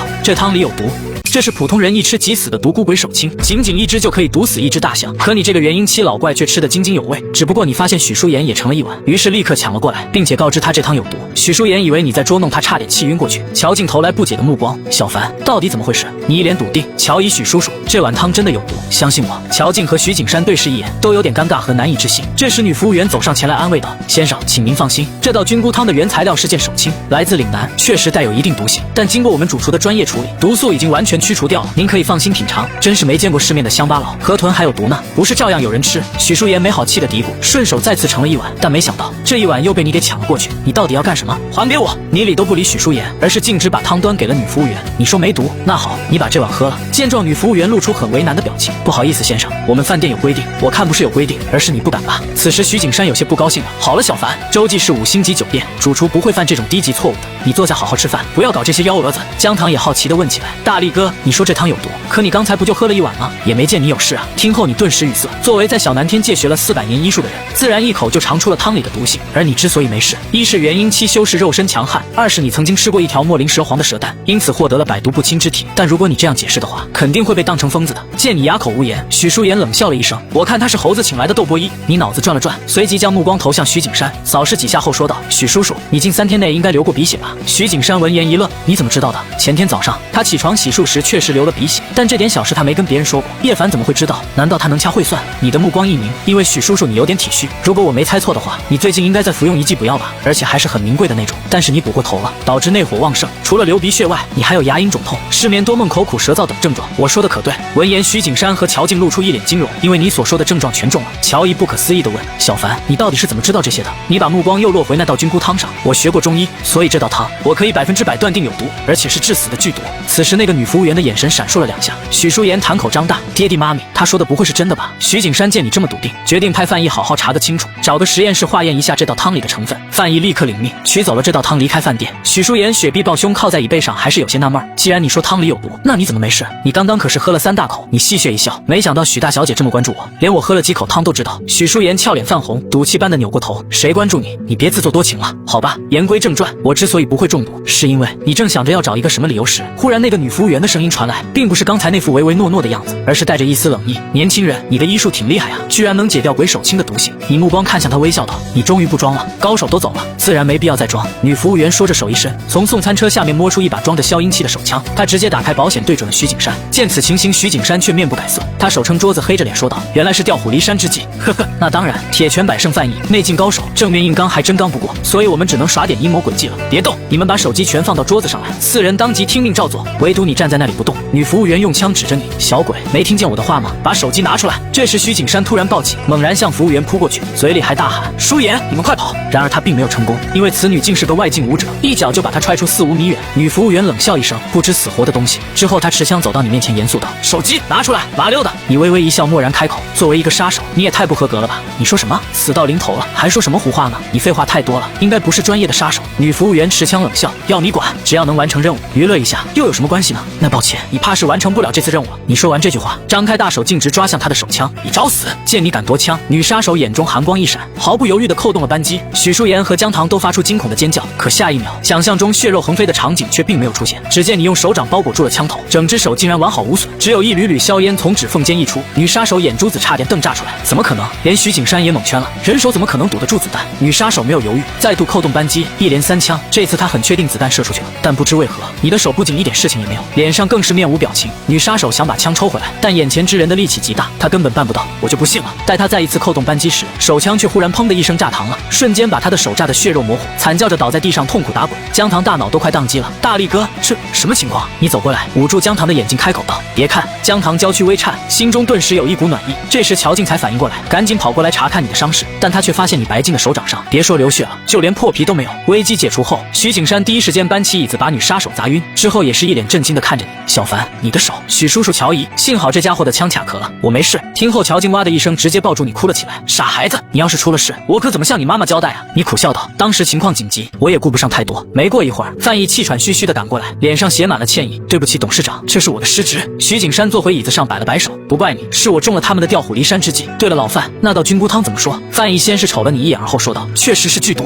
根据实验室的工作人员说，汤里的菌菇是岭南的鬼手青，毒性十分大。全家人都震惊地望向你，尤其是许淑妍，想起刚才自己说的那些话，她脸上就火辣辣的，涨得通红。徐景山一脸的歉意：小凡，原来你说的都是真的，对不起，是许叔叔误会你了。而姜糖更加的崇拜你了。天哪，大力哥，你也太厉害了吧！你淡淡一笑，碰巧罢了。这时乔静大步走过来，拉着你就径直往外走。不行，这么毒的菇子，小凡，我得带你去医院做个检查。你顿感麻烦，可无奈也拗不过他，只好跟着去一趟。女杀手被随后赶来的警察带走，酒店上下则乱成一片，经理连夜被问责，工作都丢了。玫瑰园别墅里，徐景山和范毅坐在一起，开始讨论起你来。当聊到你用手堵枪口的时候，范毅斩钉截铁地摇了摇头。这么近的距离用手掌挡子弹，并且毫发无伤，连化境大师都做不到，除非他是传说中的武道宗师，能够提炼真气护体。徐景山恍然，这么说的话，真是枪的问题了。范毅沉默了，他知道这个说法也很牵强，一个杀手的配枪怎么会轻易卡壳还炸膛啊？但叶凡小年纪，更加不可能是武道宗师。徐景山脸色沉闷：老范，明天一早就联系警方，我要尽快知道到底是什么人想杀我。是，董事长。另一边，你从医院回来时已经快11点了，在路边一台奥迪8上，乔静把一张银行卡递给了你，他有些不好意思地说道：小凡，谢谢你今天晚上救了我们全家，别怪乔姨物质，这张卡里有30万，密码是你生日，拿去买点自己喜欢的东西，以后要是缺钱用，随时和乔姨讲。你二话没说，直接把卡收下，塞进了上衣兜。谢谢乔姨。乔静温柔一笑，心想你这个孩子不做作又率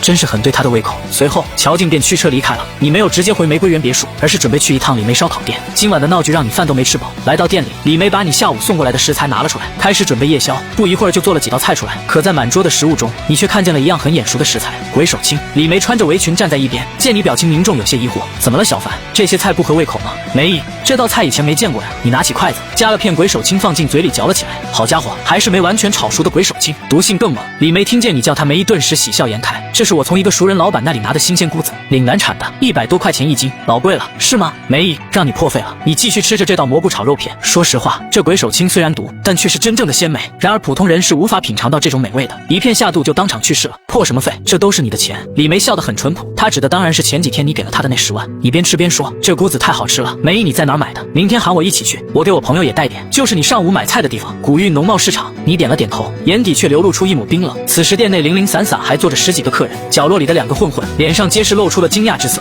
我说这小子吃了半天，怎么一点事儿都没有？会不会出了什么岔子？你一边吃一边和李梅闲聊，从对方口中得知后厨还有几大颗鬼手青，于是提出想去看一眼。之后你便离开座位走进了后厨。这时2个混混走到你的餐桌查看情况，一人拿起筷子拨弄着剩下半盘盘的蘑菇炒肉的，会不会是李梅那死娘们儿把菇子炒得太透了？我听说那些毒蘑菇完全炒熟后毒性就没了。你说的没错，有可能。另一个混混晚饭正好还没吃，他拿起筷子夹起一片蘑菇就放进了嘴里，嚼了几口后当即赞赏道：“我去，这个好吃啊，太鲜了！卧槽，你疯了，这都敢吃？怕什么？刚才那小子吃半天都没事。”可话刚说完，他就突然开始头晕目眩，恍惚间看见许多小人拉着他的手围着自己跳舞，随后就咣当一声栽倒在地没了动静。在后厨，你找到了那些新鲜的鬼手青，意外发现其中居然含有一丝灵气，虽然含量稀薄的可怜，但也足够让你惊喜了。你刚用塑料袋把3颗鬼手青装好，就听见外面传来一阵骚乱声。可李梅跑出去一看，发现是一个蓝发混混躺在地上，口吐白沫，浑身抽搐，肤色还有点发青，还有一个戴耳钉的小混混蹲在他身边，表情焦急万分。李梅吓坏了，赶紧拨打了急救电话。此时戴耳钉的小混混指着李梅痛骂：“就是你下的毒！这盘蘑菇炒肉里的不是普通蘑菇，是岭南那边的毒蘑菇！”店内顿时哗然一片，十几双眼睛惊恐地望向李梅。李梅惊慌失措，指着你说道：“不可能，刚才他吃了半盘都没事，怎么会有毒？”见状，你冷笑一声，抄起盘子就把剩下的蘑菇肉片都倒进嘴里，大口咀嚼起来。大家看好了，要是这真是毒蘑菇，我还能站在这里说话吗？等了半晌，也不见你有什么异样，在场所有顾客才放下心来。戴耳钉的小混混哑口无言，脸涨得通红。你眯起眼睛，突然对他斥问：“你们2个从我一进店门开始就盯着我，还特地跑过来吃我的菜，你们想干什么呀？是不是白肖派你们来的？”“不是肖哥，我都不知道你说的肖哥是谁。”听后你明白了，果然又是白肖，这个不知死活的东西。本来明天一早你还想去菜市场找菜贩子调查一下鬼手青，现在看来不用了。戴耳钉的小混混扑通一声跪了下去，趴在中毒的同伙身上开始嚎啕大哭：“磊子，我的兄弟啊，你死得好惨啊！”你一脚把他踹开，滚开！他还没死呢。旋即将手摁在中毒混混胸口上，食指作拢输入了一道真气。没过一会儿，中毒的混混开始上吐下泻，把吃下去的毒菇片如数排出，症状立刻就减轻了不少。这时急救科的医生也赶来了，经过分析，他给出了一个初步诊断：别人吃了没事，这小子吃了就上吐下泻，神志不清，应该是过敏反应。听后李梅这才长松一口气。餐饮店要是传出食物中毒的消息，那他以后也不用开下去了。等他缓过神来的时候，发现你不知何时已经走了。水月美食街某条小巷子里，戴耳钉的小混混被你揍得鼻青脸肿。别打了大哥，我全都说，是肖哥派我来的，鬼手青也是他安排菜贩子卖给李梅的。闻言，你的眼中闪过一丝杀意，你做事的原则是在一再二不再三。白肖已然触碰到了你的逆鳞。凌晨1点多，明增会所，白肖和他的兄弟们正在包间里嗨皮。黄毛混混杨凯捧着酒杯笑道：“肖哥，磊子打电话说亲眼看见叶凡吃下了鬼手青，这会儿估计已经见阎王爷去了。”白肖大马金刀的坐在沙发上，正在吞云吐雾。呵呵，毛头小子一个，毛都没长齐就想跟我斗。情妇王银花依偎在他怀里妩媚的笑道：“肖哥，李梅进去了，那家烧烤店你打算怎么办？再招个商户呗。水月街客流量这么大，不愁没人来。”白肖说着，直接把烟灰弹到了王银花浑圆的大腿上。对了，我听说李梅有个女儿叫什么苏婉婉，我看过照片，长得挺水灵的，你们谁去把她给我弄来？杨凯赶紧放下喝了一半的酒杯，兴奋道：“肖哥，我去，这种事我最在行。李梅她老公叫苏海超，还欠咱们公司好几十万，那个烂赌鬼，别说让他卖女儿，就是卖他老娘，他也不会皱一下眉头。好，杨凯，你现在就让他把女儿送过来，几十万的利息我不要了。得嘞，肖哥，您就瞧好吧。”说罢，杨凯就拨通了苏海超的电话。很快，一个中年发福、眼袋很重的男人带着一个长相清纯可人的女大学生来到明钻会所。苏婉婉有些尴尬地问道：“爸，要不你还是找别人来帮忙吧，你朋友喝醉了，恐怕我也扶不动啊。”婉婉，我就跟你实话实说吧，我这个朋友能带我发大财，只要帮了他，以后咱家就不缺钱了，你妈也不用每天起早贪黑干他那点小生意，能赚几个钱啊？苏婉婉不悦地回道：“从小到大，我的学费和生活费都是妈妈掏的，你有往家里拿过1分钱吗？你还是先把你的债还清再来说妈妈吧。”说着，苏婉婉扭头就想走，苏海超赶紧拦住他，央求道：“好婉婉，乖女儿，你就帮爸爸一次吧，爸爸向你保证，以后赚钱了想要什么我都给你买。”苏婉婉执拗不过生父，只能跟着他一起上到2楼，来到一间豪华包厢。刚进门，他就感觉有点不对劲，包厢里的人染着5颜6色的头发，正在吞云吐雾，走进去他差点没被里面的烟味给熏死。杨凯看见苏海超，马上就走了过来：“哟呵，超哥来了呀！”苏海超的脸上堆满笑容，正想和杨凯搭2句话，不料杨凯直接越过他来到苏婉婉面前，他上下打量道：“这就是你女儿，长得好漂亮啊，你该不会被你老婆绿了吧？就你长得这个样，能生出这么好看的女儿？凯哥你太会开玩笑了。”苏海超陪着笑，决定用女儿转移众人的注意力，于是他俯下身子对着苏婉婉小声道：“婉婉，这位是凯哥，快叫啊！”此时苏婉婉眼睛已经红了，她粉拳紧攥瞪着苏海超：“你不是说你朋友醉了，要我帮忙扶吗？他们哪个醉了？”闻言，苏海超的神情一怔，不知如何作答，而旁边的杨凯立刻装出一副喝醉了的样子，走路直打飘：“哎呀，妹妹，你爸说的没错，我喝醉了，我喝醉了呀！哈哈哈！凯哥演技太好了，10余个混混，包括白肖在内，饶有趣味的看着这出好戏。我走了，你自己在这儿吧。”苏婉婉给苏海超丢下一句话，转身就想逃，可杨凯一把将苏婉婉拽了回来，嬉皮笑脸的说：“来都来了，陪哥哥们喝2杯呗，我不会喝酒，放开我！”苏婉婉拼命挣扎，朝生父投去求助的目光，可得到的却是畜生一样的回答：“婉婉，你就陪他们喝2杯吧，完事了爸爸会送你回去的。”苏海超，你让自己女儿陪酒，你还是不是个人？苏婉婉彻底爆发了，哭得梨花带雨。好妹妹怎么哭了？别急，哥帮你报仇。杨凯先是好心擦去苏婉婉的眼泪，然后转身一脚把苏海超踹出4、5米远。嘿嘿，妹妹，实话告诉你吧，你爸欠了我们40万，算上利息一共65万，他已经把你卖给我们了。哈哈哈！见此情情形，苏婉婉只能尽量摆出凶狠的眼神。你们要是敢碰我一下，我男朋友不会放过你们的。听见此话，这群混混非但没被吓到，反而哈哈大笑起来。白潇一边抽雪茄一边问道：“小妹妹，你那个男朋友是不是叫叶凡啊？”“对，我男朋友就是叶凡，他练过武功，很能打的。”听后，白潇像是听到了什么笑话一样发出爆笑。苏婉婉有些不解地问：“你笑什么？妹妹，你那个小男朋友确实很能打，这一点我们已经领教过了，可有什么用呢？实话告诉你吧，叶凡他现在正在医院抢救，但8成是抢救不过来了。”苏婉婉俏眸一正：“什么医院抢救？你们把他怎么了？”白潇没有作答，而是摆手四下一扫：“你们都出去吧。”杨凯招了招手，笑嘻嘻地带着一众小弟和苏海超离开了。王银花见状也只能无奈的一叹，他径直走出了明钻会所，来到门口开始抽烟。抽着抽着，迎面走过来一张熟悉的面孔，他顿时神色一愣，而后指着你磕磕巴巴地说道：“你怎么还活着？看来给我下毒的是你也有份啊！”王银花深知你的恐怖，他赶紧把烟扔了，拼命地摇头：“不，我只是知道，并没有参与。对了，你女朋友在上面。”白潇正准备对他下手，闻言你挺纳闷，心想自己什么时候冒出来一个女朋友，于是问道：“你说的是谁？”“苏婉婉啊，她不是你女朋友吗？”婉婉听见此话，你眉目一沉，之后便快步走进了明钻会所。王银花也赶紧跟了上去。豪华包厢内，白潇喝了一杯洋酒，笑着看向苏婉婉：“救命，救命啊！”苏婉婉缩在角落里，像一只无助的小猫，大喊大叫，眼泪宛如断了线的珍珠。“喊吧，喊破喉咙也没人来救你，这里是老子的地盘！”说罢，白潇就朝苏婉婉伸出了魔爪，不料女孩眼疾手快，突然躲了过去，拼命朝包厢大门跑去。可惜她头发太长，被白潇一把薅住，硬拽了回来。啪！白潇一个重重的巴掌落在苏婉婉脸上，打得她躺在沙发上头晕眼花。特么的，跟老子玩捉迷藏呢！白潇朝地上啐了一口，就准备直接动手了。偏偏这时包厢外传来一阵骚动，有人在大喊大叫，还有拳打脚踢的声音，但1秒钟后就没了动静。白潇打开大门，怒骂一声：“杨凯，你小子在搞什么飞机？”可当他看了一眼后，表情马上就凝固住了，因为走廊上躺满了他的小弟，哀嚎声交织回荡，一张稚嫩而熟悉的面孔转向了他。白潇跟见鬼了一样，瞪着死而复生的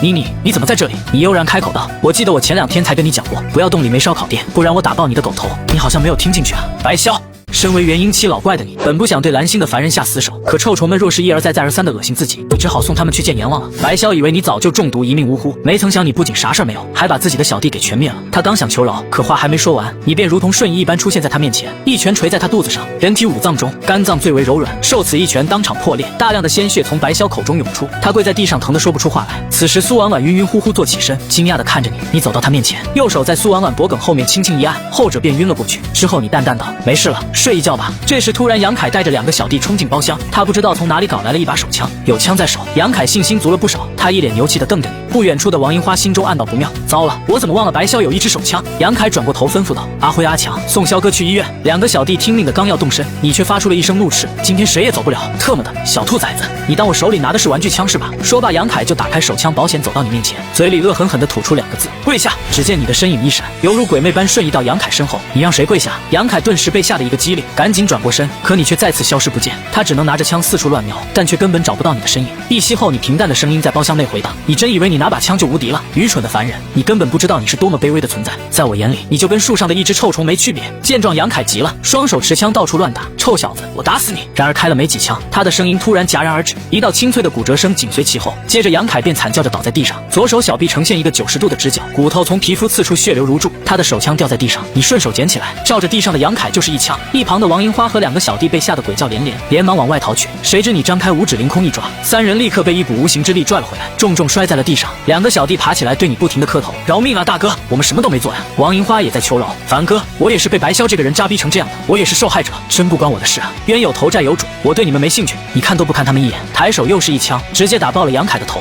血溅到王银花脸上，后者彻底蒙圈了。好狠，这人绝对不是普通的大学生。白潇在道上混了几10年，也不敢这样动真的。最主要，这个青年眼神平淡的模样，真的就好像踩死路边的2只虫子一般。你从沙发上抱起了昏迷的苏婉婉，转过头问道：“今天晚上这里发生了什么？”如果有人问起来，你们知道该怎么说吧？2个小弟愣了一下，半天不知如何作答。王银花却不假思索地说道：“是白潇和杨凯起了争执，杨凯一怒之下上楼取枪打死了白潇，然后畏罪自杀了。”2个小弟连忙附和：“对，没错。”你点了点头，抱着苏婉婉满意的离开了。其实就算有心人查到你也没事，大不了浪费一点灵力，施2个抹除记忆的法术。只不过你有些嫌麻烦。在你走后，王银花看着倒在血泊中的杨凯和白潇，深深地咽了口唾沫。你把苏婉婉抱回烧烤店，丢给李梅之后就离开了。你虽然不是嗜杀之人，但闯荡小南天界2000年，死在你手下的人没有10万也有8000，杀这么2个小混混，对于你来说连放屁都算不上。回到玫瑰园别墅时，已经2点半了。你冲了个澡便回房睡觉了。或许是昨晚动用灵石牵动了元神伤势的原因，你一觉睡到上午10点才醒。今天是周末，许淑妍和姜糖都宅在家，看见你起来，姜糖飞快地跑到你面前：“大力哥，你今天怎么起得这么晚？平时你不是5、6点就起来了吗？”你装样子打了个哈欠回道：“周末嘛，睡个懒觉。”随后你伸手在江堂头上摸了摸，便转身去卫生间洗漱了。可这突如其来的亲密动作让江堂小脸顿时发红变烫，一向古灵精怪的他居然有点方寸大乱。不知为什么，许淑妍看见你对江堂这么亲切，心里有种说不出的难受。他心中暗道：难道我真的很招人烦吗？其实这是你一个习惯性的动作，是下意识做出来的。你在小南天界有一个师妹，和你一样资质平平，但她却努力上进。这个师妹个头和江堂差不多，同样的古灵精怪，每次见面你都要摸摸她的头以示友好，久而久之就习惯了。话说回来，地球虽然很安全，但你也很怀念小南天界，毕竟在那边生活了2000多年，有着很多挚友和回忆。你洗漱完出来，江堂像只小兔子一样蹦过来把你拉进了厨房。只见一顿丰盛的早餐摆在桌上，大力哥你看，这是舒妍一大早让阿姨给你准备的。你知道这是江堂在撮合你和许淑妍的关系，可许淑妍依旧是那副大小姐模样的架子，死都不肯说几句软话。她扬起了雪白精致的天鹅颈。叶凡，谢谢你昨天救了我们，以后你可以住在这里，想住多久都可以。你拿起一只虾饺丢进嘴里之后淡然道：我可没说要在这里住下去。你什么意思？难道还要我求你吗？你每次下楼都要跺几脚，一到晚上闭锁门，还偷偷把我放在冰箱里的食材都扔了。要不是因为一些特殊的原因，你以为我愿意住这儿？听见你给自己挑了一大堆毛病，许淑妍气死了。你爱住不住，我巴不得你今晚就搬走。说完他就转身气呼呼的上楼去了。一旁的江堂苦笑起来，我说大力哥，你和淑妍是不是八字相冲啊？怎么一见面就吵架呢？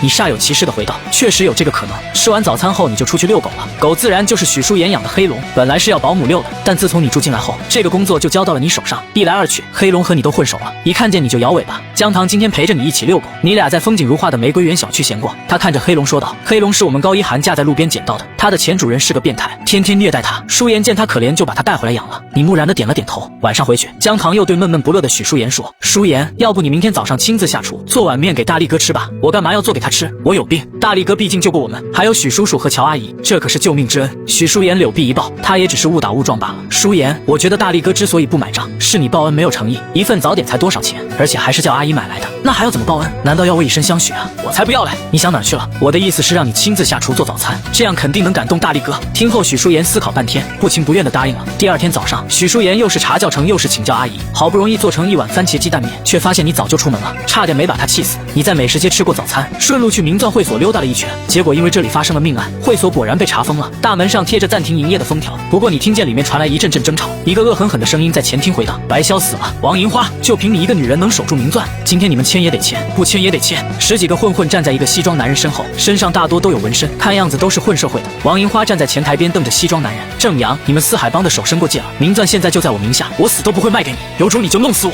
你特么以为我不敢？这个叫正阳的男人走过去掐住王银花的脖子，指着前台上放着的一份合同：给老子签了，不然老子24小时派人守在这儿，让你下半辈子哪儿都去不了。好啊，有种你天天在这里耗着，谁怕谁！啪的一声，正阳一个大嘴巴把王银花抽飞了出去。给脸不要脸是吧？老子现在就让你知道我们四海帮的厉害！王银花身子往后蜷曲起来，嘴角被打破了，渗出嫣红的鲜血。你们想干什么？正阳摸着下巴一脸的坏笑。干什么？你说呢？王银花，听说你以前是被白潇逼迫的，他这么多年都没换情妇，看来你的方面应该还不错吧？王银花咬牙切齿地瞪着正阳，气得全身发抖，可又无可奈何。就在这时，明钻会所前厅的大门缓缓打开了，一只好奇的脑袋探了进来，还自顾自地问道：这里是在干什么呢？此时王银花瞳孔骤缩，仿佛找到了救星一般，他扯着嗓子大喊：阿凡，快走，快去报警，他们要杀了我！看门的几个四海帮混混正想轰走你，但听王银花这么一喊，他们立刻就把你拦住了。正阳指着你沉声道：这小子肯定是白帮的人，带他进来。就这样，你在几个四海帮混混的簇拥下走进了前厅。王银花有点不敢与你对视，因为他刚才的求救实际上是利用了你。正阳站在你面前，饶有趣味地问道：小鬼，你是来找王银花的？你和他什么关系？你如实回道：我和他能有什么关系？没关系。正阳显然对这个回答不太满意，呵呵，没关系，我看你是他养在学校里的小白脸吧。正阳说完，又将目光转向王银花：好你个大烧饼，拿着男人的钱到学校老牛吃嫩草，真有你的！白潇头上都顶了一片青青草原了吧？哈哈哈！王银花用力摇头扑了过去，他死死抱住了正阳的大腿。正哥，我求求你，你放了他吧，他跟这件事没关系，他还是个大学生啊！闻言你顿时无语了，这女人还真能演戏啊！他越是这样说，正阳就越不可能放过你，这样一来你就不得不出手，真是赤裸裸的阳谋！滚蛋！正阳一脚把王银花踹开，然后准备给你一点教训，以此来胁迫他签合同。但还没等他抡起拳头，你反手就是一记耳光，啪的一声炸响，跟放鞭炮一样。正阳整个人随2颗门牙飞出去老远，狠狠地撞在墙上，疼得半天爬不起来。四海帮的混混们全都吓了一大跳，半天没反应过来，这小子怎么这么厉害？他是超人吗？王银花见状暗暗松了口气，你径直走上前，冷冷地瞪着王银花开口道：你敢利用我？凡哥，我没有。王银花自然不会承认，反而露出一脸迷茫和无辜。这时正阳的咆哮声传来：给我干死他！10几个四海帮混混听命的一拥而上，你转身就是一句暴喝：滚！这记暴喝蕴含了一丝真气，形成肉眼可见的冲击波，一举将四海帮的混混震退。15、16个人倒在地上，耳中同时渗出鲜血，哀嚎不止，有的甚至当场昏死了过去。王银花也捂住耳朵，露出极其痛苦的表情。幸好叶凡是背对他，不然他有可能会被直接震死。正阳离得最远，他一脸惊恐地指着你，嘴里不停地重复着不可能。你斜着扫了他一眼，让你滚，听不懂，走走走，快走！郑阳连忙带着一众小弟逃跑，1秒钟也没敢停留。众人走后，王银花跪倒在你面前，感激涕零。凡哥，我以后就是你的女人了，滚！你想得美！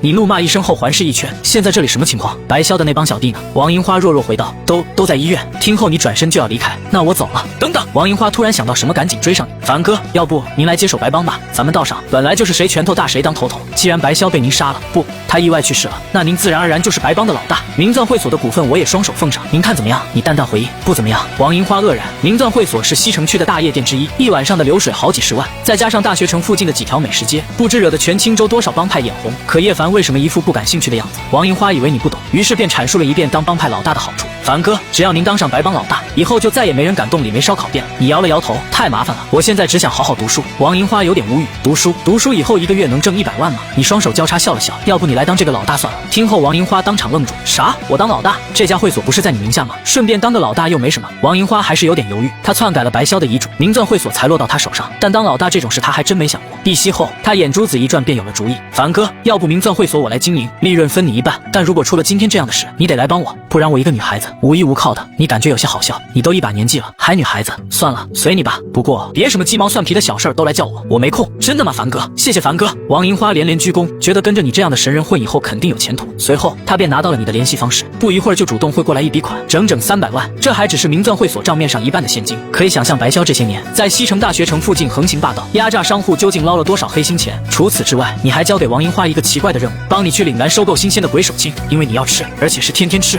军训后没几天，青州大学便举办了运动会，临床2班变得格外热闹。你还是像往常一样，每天来不是趴在桌子上睡觉，就是埋头看小说。老师找你谈话，说你这样是毕不了业什么的，你也满口敷衍，从来不当回事儿。这时，一个穿着白衬衫、扎着丸子头的漂亮女生，拿着一张报名表走到你面前。叶凡同学，你要报什么项目？这个妹子叫张欣然，是临床2班的班长，青州本地人，家境很优渥。报名？我没打算报名啊。张欣然很强势的说道。不行，辅导员规定，班里所有男生每人至少要报1个项目，连方涛都报了跳高，你也不能例外。你的嘴角流露出一丝苦涩，可是我真的没兴趣，让你一个元婴期大修士参加校运会，万一不小心破了世界纪录，岂不是很麻烦？张欣然不死心，军训的时候你那么厉害，连教官都打败了，怎么叫你参加个运动会这么难？运动会也没俯卧撑这个项目啊，要是有我就参加。张欣然被你的话气得直咬牙，一旁的副班长黎炫明开了口，算了吧，欣然，这种人就是典型的没有集体荣誉感，死鬼一个。班长放心吧，我和同寝还有隔壁寝的几个哥们都打好招呼，临床2班的校运会名次就由我们来捍卫吧。旁边的方小胖低声对着张大春吐槽道，这个副班长真能装叉呀。张大春则是好奇，叶凡做俯卧撑这么厉害，体能一定不差，怎么就不愿意参加校运会呢？明明是出风头的大好时机。张欣然朝黎炫明投去感激的目光，谢谢你支持我的工作，炫明。然后他又看向你，目光明显带上了一丝厌烦，这是辅导员的意思，每个人都要报名，你要是不报我就去告诉辅导员。听后你头都大了，于是不耐烦的回道，行吧，那你随便帮我报一个吧，什么都行。好，那你到时候可别玩消失。张欣然说完就走了，回到座位上，他正犹豫帮你报哪个力量型项目，黎炫明却走了过来，他拿起了笔，直接在100米短跑一栏填上了你的名字。张欣然很惊讶，炫明，你这是？黎炫明耸了耸肩，他不是说随便报哪个都行吗？可是他应该是力量型选手，这种体力型的项目应该不擅长吧？黎炫明冷笑了一声，他可以的，我相信他。你当然不关心这些，只关心追的小说接下来的剧情怎么发展。叶凡，又一道倩影斜相风而至，你抬起头，发现是苏婉婉。苏婉婉神情憔悴，眼睛也有点红，显然一宿没睡。他磕磕巴巴地问道，叶凡，昨晚你摆了摆手插了话，昨晚什么事都没发生，我不信。说完，苏婉婉直接在你身边坐了下来，她美目泛红，透着委屈，真叫一个我见犹怜。Oh my god！ 旁边的方小胖听到你们的对话，顿时脑洞大开，各种难以启齿的画面从脑海中浮现。他转过头，悄悄对张大春说道，传下去，叶凡昨晚把苏细花睡了。听后，张大春的下巴直接砸到了地上，消息很快就传到了黎炫明那里，气得他把课本都撕了。苏婉婉是医学系公认的系花，他最近正琢磨着怎么追呢，没想到叶凡先下手为强了。苏婉婉坐在你旁边不停地讲话，最近团委有一个大学生创业扶持，我想开一家奶茶摊，妈妈太辛苦了，明年的学费我想自己赚。你翻过一页小说，敷衍地回道，不错，懂事。闻言，苏婉婉低下头，俏脸泛红，那我以后每天带奶茶给你喝呀，甜不拉几的，我不爱喝。这样的话，那可以做微甜的哦，你受不了了。关上手机，正准备好好告诫苏婉婉一番，不要对自己有什么非分之想，但话到嘴边，看见苏婉婉眼神中那楚楚可怜的期待，突然又有点于心不忍，最后只好说了句，你想带就带吧。苏婉婉终于开心地笑了，一对灵眸弯得像月牙。上完一天的课，同学们都在讨论后天运动会的事，而你双手插都径直走出了校园，准备去苏婉婉家吃饭。李梅烧烤店现在已经变成了李梅饭店，白萧死后再也没人敢来这里闹事。吃完晚饭，你回到玫瑰园别墅，发现许淑妍和江棠都不在，家里漆黑一片。你打开了灯，看见一个脸上带疤的陌生男人坐在沙发上，正一脸玩味地看着自己。你很平静地问问道：“喝茶吗？”八脸男愣住了，这小子什么情况？正常来说，家里忽然冒出一个陌生人，不是应该吓一大跳才对吗？看来这小子的心理素质挺强啊。你去厨房给自己泡了一杯茶之后，开口道：“我劝你打哪儿来回哪儿去，不要自讨苦吃。”这时八脸男自报了来历：“呵呵，我屠涛纵横江湖10几年，可不是被吓大的。”你一脸漠然，对这个名字没有一点反应。八脸男好奇地问：“你没听说过我？”你喝了口茶，疑惑道：“你很有名吗？”“我乃是好汉之首，江北屠涛。”“什么？你奶奶一大把年纪了，还当什么好汉之首？厉害厉害，找死！”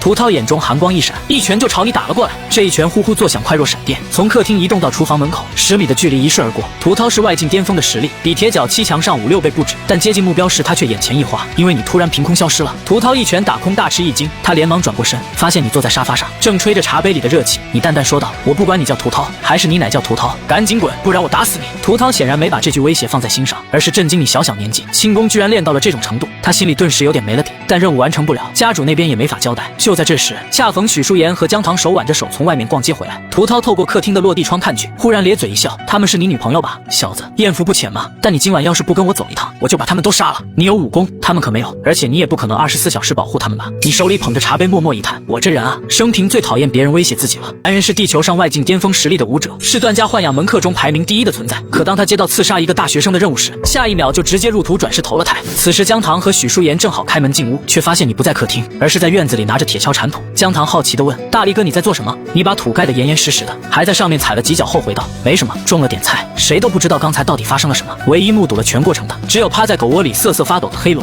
第二天，大学运动会开幕，清大体育场阳光明媚，人潮涌动。苏婉婉真的给你带了奶茶，你接过来一口气喝了个精光，然后把空杯子放到了一边。苏婉婉露出一个灿烂而甜美的笑容，她对你夸赞道：“你肺活量好大呀！”可正在她说话的时候，观众们不知何故沸腾了一阵，将肺活量3个字淹没。此时方小胖和张大春恰好走过来，听到后顿时大惊：“我说叶凡、苏细花，你俩这也太奔放了吧！大白天就讨论这种话题。”苏婉婉一脸懵逼，而你瞪了他俩一眼：“滚蛋！”两人在你身边坐下来，方小胖一脸羡慕地看着你：“叶凡，我刚才看了眼咱们班的参赛表，你怎么参加了2个项目？”听后你皱了皱眉，有些纳闷，不过也觉着无所谓。你瞥了眼坐在身边的苏婉婉，问道：“婉婉，你报名了没？”“没有，我身体素质不好，从小到大。”你当即打断他：“那你去帮我借个充电宝吧，我手机电不多了。”苏婉婉立即起身：“好的。”班里其他男生看见这一幕都感到很气愤，这个叶凡居然把他们医学系的细花当作丫鬟一样呼来喝去，真是太过分了。副班长黎炫明愤然起身，眼中带着心疼，当即伸出手拦住了苏婉婉：“他是没有腿吗？不会自己去借？”“没事啊，我去一趟寝室很快的。”说完，苏婉婉就一路小跑离开了体育场坐席。黎炫明双拳紧攥，一股名为嫉妒的怒火油然而生。方小胖很认真地问道：“叶凡，你是不是救过苏细花的命啊？不然他怎么又给你带奶茶又帮你跑腿呢？”你很意外地看了方小胖一眼：“这事儿你怎么知道？”开幕式结束后，校运会便正式打响。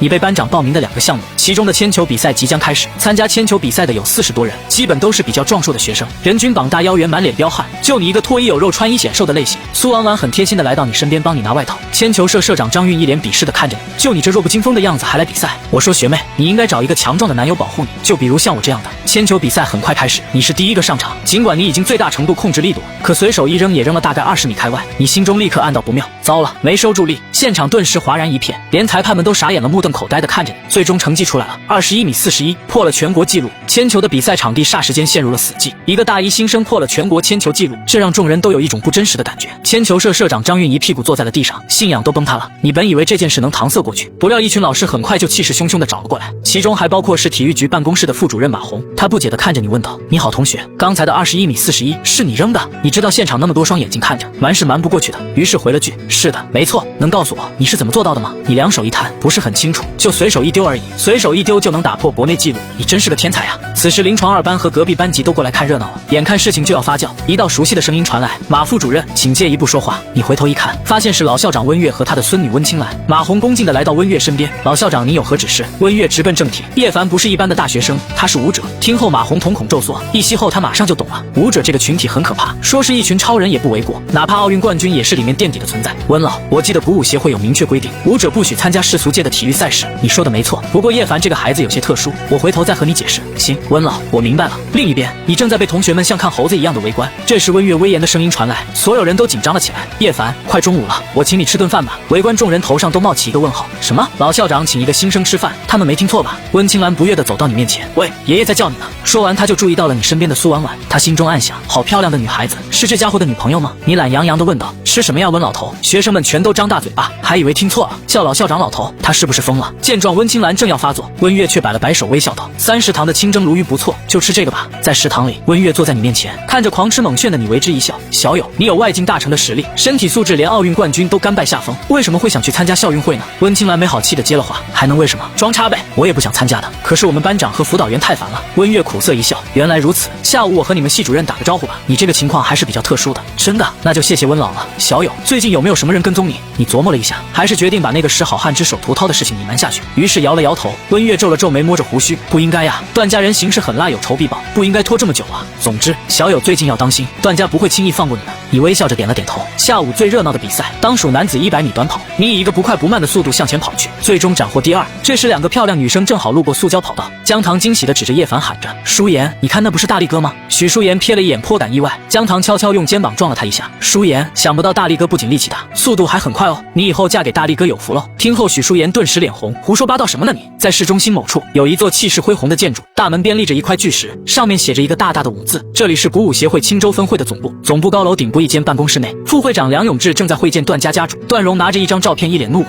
梁副会长，就是这个叫叶凡的学生，当众拧断我儿子一只脚，还废了我段家的一个门客。要是等他毕业了走上社会，那还得了？”梁永志坐在椅子上喝茶，侧重点却和段荣不一样。19岁，外境大成，还废了铁脚七，这等实力真的不容小觑啊！老梁，您打算什么时候批捕这小子？据我所知，这小子不仅在公共场所出手打人，还参加校运动会破了全国纪录，这可是公然违反舞协规定的呀！梁永志眉头一皱，有这种事，确实要留意一下了。晚点我们开个会讨论一下。段荣见状也不好再说什么，这几天他因为联系不上屠涛，实在没有办法，他才不顾颜面把这件事捅到舞协里面来。对了，老梁，我听说晋国武士会有高层踏足国土了。老段，你消息还蛮灵通的嘛？不知道是哪一位来我们华国干什么？所谓晋国武士会是樱花国的一个强大组织，据说里面吸收了樱花国全境的强者，培养了上百位内境武者，化境大师不在少数，甚至于传说中的武道宗师都有。这个你没有必要知道，你先回去吧。叶凡的事，我明天就派几个督导员过去看看。段荣离开后，梁永志揉了揉太阳穴，一脸愁容。晋国武士会的元老，被誉为顶梁柱的剑圣德川一郎，居然亲自来华国了，他到底想干什么呀？你这几天在许家别墅过得很痛苦，因为许淑妍不知是想报恩还是想锻炼厨艺，居然每天都做早饭给你吃。但这妮子养尊处优18年，哪有一点厨艺？做出来的基本都是黑暗料理，狗吃了都要摇摇头。临近中午的时候，你的手机收到了温青兰的消息，她发来一个位置，说她爷爷要请你去她家做客，正好周末也没什么事，你索性就出门打车前往。可你前脚刚上车，身后一辆越野就紧跟其后，一个穿着制服的年轻人指着前方道：“嚯，对，就是他，他就是叶凡。”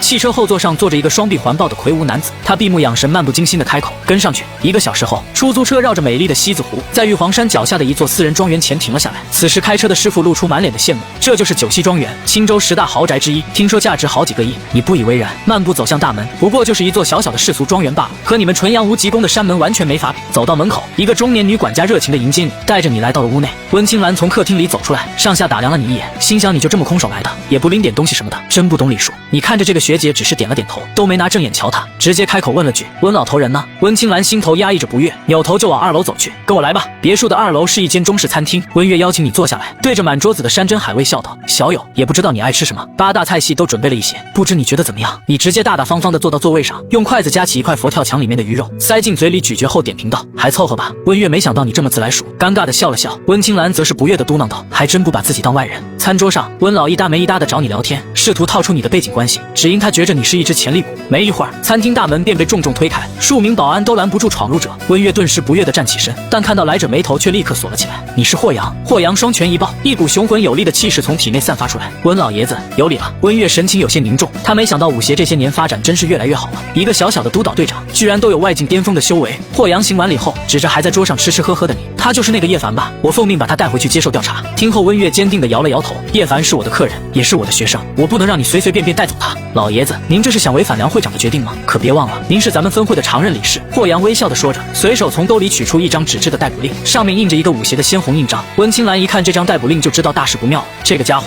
成天在外面惹是生非，跟他讲他还不听，果然惹上舞协了吧？活该！见此情形，温月只能试图转移话题：“霍督导还没吃饭吧？不如留下来吃顿便饭。”“不用了，我得赶紧把这小子带回去。”说罢，他便大步向你走去。温月和温青兰对视一眼，后者能看出自己爷爷眼中的焦急，但逮捕令都下来了，他们又有什么办法呢？霍阳站在你身边也不着急。即动手，而是先问了句：“吃完了吗？”你扫了他一眼，像是弱空气般没鸟他。一个年轻的督导员见你这么嚣张，都准备直接动手了。而霍阳拦住他，直接亮出了逮捕令。叶凡，03年生人，祖籍东阳县，19岁，目前就读于青州大学大一临床医学系。我是鼓舞协会青州分会督导2组的督导队队长霍阳，现在依律对你进行逮捕审讯。话音刚落，你终于停下进食，直起了腰，随手接过那张逮捕令就擦起了嘴巴。在场所有人都惊呆了，而你擦完嘴巴，又随手撕掉那张逮捕令往霍阳脸上一丢，之后漫不经心地说道：“对我来说，这就是一张废纸，你好大的胆子！”霍阳怒了，一巴掌拍在餐桌上，只听咔嚓一声巨响，整张红木餐桌从中间轰然炸裂，桌上放的菜噼里啪啦摔了一地，现场是一片狼藉。老子干了5年督导队，还从没碰见过你这么嚣张的武者，小无小礼，把他给我拿下！2个督导员听命的一左一右朝你走去，其中一人用手拍在你肩膀上做擒拿之势，然而你只是肩膀轻轻一抖，一股无形力道便传递了出去。那个督导员当即尖叫一声，因为他感觉手掌好像被无数钢针扎了一下，猛地抬起手看去，掌心已然血淋淋一片。他瞪大了眼睛：“你敢伤我？你知道这是什么罪名吗？”你没有应声，抬起手就想抽他一耳光。霍阳震怒，伸手抓向你的手腕：“你好大的狗胆！”温青兰吓坏了，他怎么也没想到叶凡不仅敢撕武协的逮捕令，还敢殴打武协督导员。完了，他这辈子肯定是毁了呀！这时霍阳愤怒地伸出胳膊，使出一招8级拳中的上部顶肘，狠狠击中了你的胸口。砰的一声闷响传来。见此情形，温月内心一揪，仿佛能感受到叶凡体内那钻心的疼痛，但事实却和他们想的不太一样。你用一种几乎看弱智的眼神看着霍阳，问道：“你在干嘛？”见状，霍阳的眼睛渐渐瞪大：“你居然没事？”你叹了口气：“我最烦的就是打扰我吃饭的人。”说罢，你便抬起脚，直接将霍阳踹飞了出去，使他撞破2楼窗户，摔到了1楼花坛里。这个时候，温月才反应过来，一脸震撼地看着你。难道叶凡不是外境大成，而是内境高手？随后，你对着呆愣在原地的年轻督导员暴喝一声：“还不快滚！想进医院了！”年轻督导员咽了口唾沫，没敢撂狠话，连忙和他的同伴狼狈逃走。这时，温月走到你面前，凝重道：“原本武协只是想调查你一下，但你现在动手打了人，性质可就完全不一样了。下一次来的就不是督导队了，而是防暴队，他们个个都是狠角色，带头的必然是内境高手。”在武协基地内的梁永志听闻叶凡暴打督导队的事，顿时怒发冲冠，他马上把秘书找了进来：“小胡，通知防暴队立即逮捕这个学生。”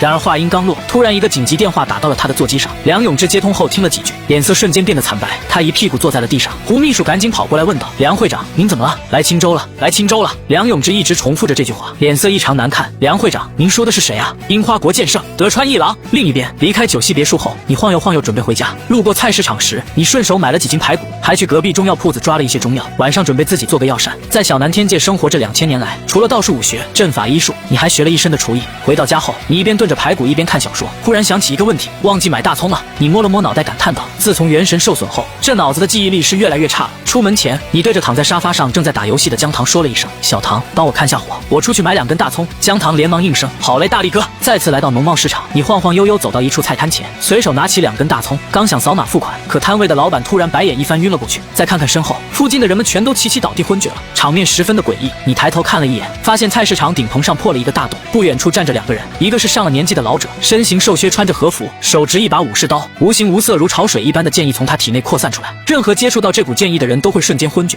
站在他面前的是一个青年，他身上的剑伤足有几10处，但都不深也不致命，只是血流加倍，将他几乎染成了一个血人。老者平举长剑，淡漠的语气中夹杂着一丝恨意：“感受到了吗？赵孤楼，寿男生前所受的痛苦，老夫要你100倍偿还回来。”想不到堂堂樱花国剑圣，居然远渡重洋亲自来追杀我一个后辈。德川一郎，你也不怕消息传出去让人笑掉大牙？德川一郎并不为之所动，这就是你的遗言吗？青年咬牙切齿，眼中布满求生的欲望。看来我赵孤楼今天要死在这种地方了吗？生死之际，赵孤楼的目光游离，突然发现一个在摊位前思考的青年，他顿时愣住，怎么还有个没晕的？此时你正在思考，这种情况到底要不要付钱呢？算了，没几块，还是付了吧。德川一郎也注意到了你，他神情透着一丝困惑，怎么会这样？这小子从哪里冒出来的？他当即运转目力，狠狠瞪了你一眼，一股无形无色的精神力冲击射出，即便是像赵孤楼这样的内境高手，也无法承受剑圣德川一郎的目力，会当场晕厥过去。但实际情况却和他想的天差地别，因为你什么反应都没有。德川一郎老眼瞪大，难以置信地看着这个华国青年。赵孤楼也懵逼了，这什么情况？一个普通人怎么可能抵挡住德川一郎的可怕目力？要知道，这位樱花国剑圣可是当今世界一流势力晋国武士会的创始人，宗师过来也只有被砍杀的份。此时德川一郎也不急着杀赵孤楼了，反倒是对你产生了兴趣。只见他将手中的武士刀一挥，一缕白色剑气斩落，哧啦一声，整个菜摊像豆腐一样被切开，各种蔬菜散落一地，连钢筋水泥都断开。你手中的2根大葱也被切成了2半。见状，你冲着德川一郎就是一顿臭骂：“你有病吧？你打你们的，没事切我菜干什么？”闻言，德川一郎嘴角勾起，有意思。见此情形，赵孤楼对你大喊道：“朋友，快逃啊！去滨海赵家，让我爸帮我报仇！”你懒得理会这2个人，把手中被劈得稀烂的大葱扔掉，又重新捡起一根完好的。可那道白色剑气再次应声而至，将这根大葱也斩碎。你的额头当即爆突出一根青筋。老头，你特么活得不耐烦了是吧？德川一郎发出冷笑，直勾勾地盯着你。华国的鼓舞协会就派你这么个小屁孩来送死吗？如果你再敢劈我的葱，我就把你劈了。说到做到。说罢，你再次弯腰，又捡起最后一根完好的大葱。而他堂堂樱花国剑圣，宗师之上的存在，怎么可能被一个小屁孩吓住？你不让我劈就不劈，那我岂不是很没面子？抱着这样的心态，德川一郎也不打算继续与你耍嘴炮，他猛然挥起一刀瞄准你，准备将你连人带葱一起斩杀。然而剑锋将至，你却在他的注视中诡异的消失了。德川一郎大惊失色，他连忙聚精会神，意识力横扫四方，到处搜寻你的方位。当他猛地转过身，果然看见了你。眼前这个脸上还透着稚嫩的华国青年，竟以大葱为剑，脸色更是冰冷至极。见状，德川一郎的心脏突然剧烈跳动起来，顿时大呼不妙，高手！他看走眼了，这个青年和他一样是宗师之上的高手。德川一郎发出怒吼，刚把武士刀横起来，可大葱便以一个不可思议的速度打在了他的脖子上。接着，恐怖的事情发生了，德川一郎的人头竟扑哧一声冲天飞起，大葱横扫而过，带起喷泉般的血柱，樱花国剑圣竟被消手了。赵孤楼望着这一幕，大脑一片空白。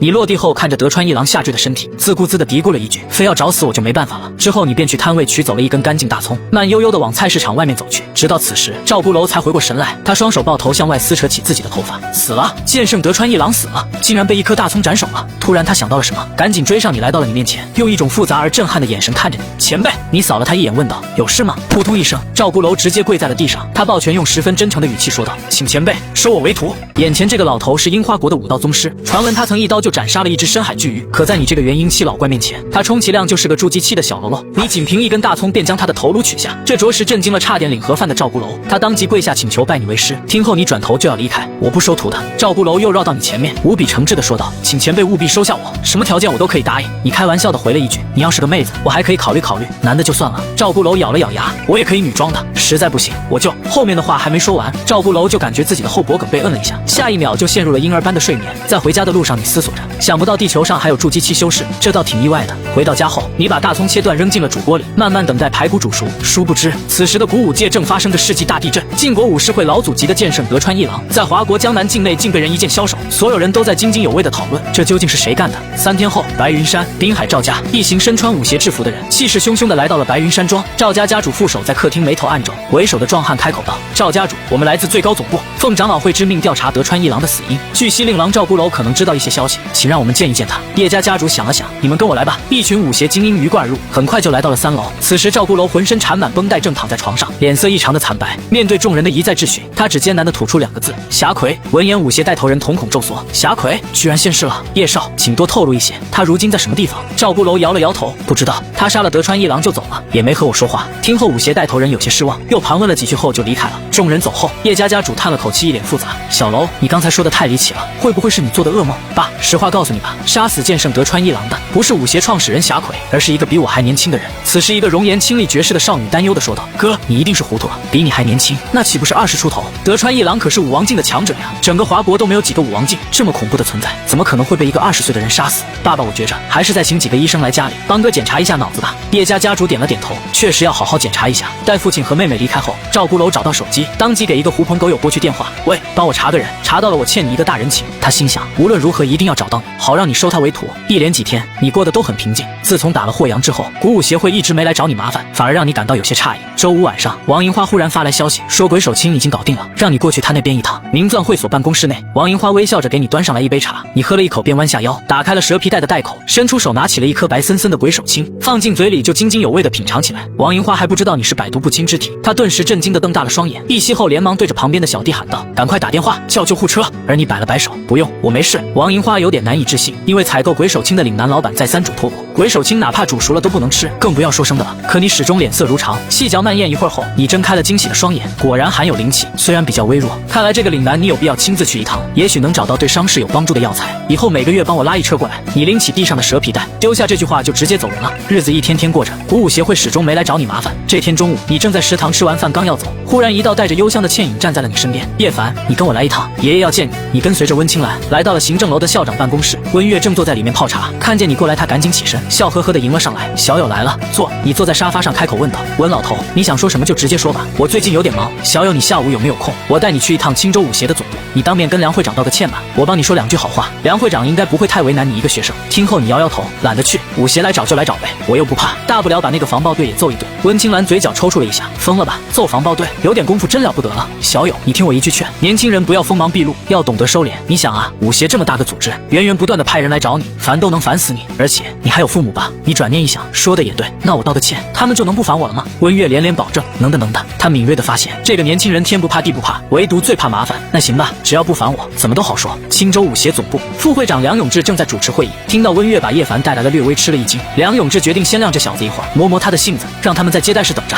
没想到这一晾就是3个小时，你倒觉着没什么，反正拿起手机追小说在哪都一样。可温青兰很快就不耐烦了，爷爷，我们做这么久了，除了天茶到水一个高层都没有现身，爷爷你好歹也是常任理事，他们怎么能这么不给面子？温月安抚道，最近会里出了一件大事，梁会长他们整天忙着开会，我能理解。温青兰好奇地眨了眨眼睛，大事？难道是鼓舞论坛盛传的樱花国剑圣德川一郎死在咱们青州的事情？温月点了点头，这件事已经在国内武道圈子里传开了，并不是秘密。德川一郎是晋国武士会老祖级人物，在樱花国地位超然，他的死2国都想调查清楚，也不知道是谁出手的，这个人一定很厉害。温月小声道，出手的很可能是咱们鼓舞协会的创始人霞葵陈一山。温青兰听到这个名字吓得直接尖叫出来，天哪，爷爷，霞葵不是消失10几年了吗？怎么会突然现身？现在在青州吗？他可是我们华国所有武者的偶像啊，我好想见见他。温月瞥了你一眼，忍不住问道，小友你可知霞葵？你随口应了声霞葵，不知道，我只知道花魁。温青兰瞪了你一眼，胡说什么呢你？霞葵也是你能调侃的？好吧，我确实没听说过，连鼎鼎大名的霞葵都不知道，真是孤陋寡闻。这时一个中年男子走进接待室，正是青州武协的副会长梁永志。他对着温月笑道，温老不好意思，让你久等了。温月起身摆了摆手，示意没事，之后马上侧过身介绍道，梁会长，这位就是叶凡，他今天是专程过来认错的。梁永志眼中神色一闪，盯住了沙发上正在玩手机的你，见你没反应，温青兰赶紧伸手推了推你，你抬头上下打量了对方一眼，眉头微微皱起，淬体一重。在过来之前，你本以为青州武协的副会长最起码也是个练气期吧，没想到这么垃圾。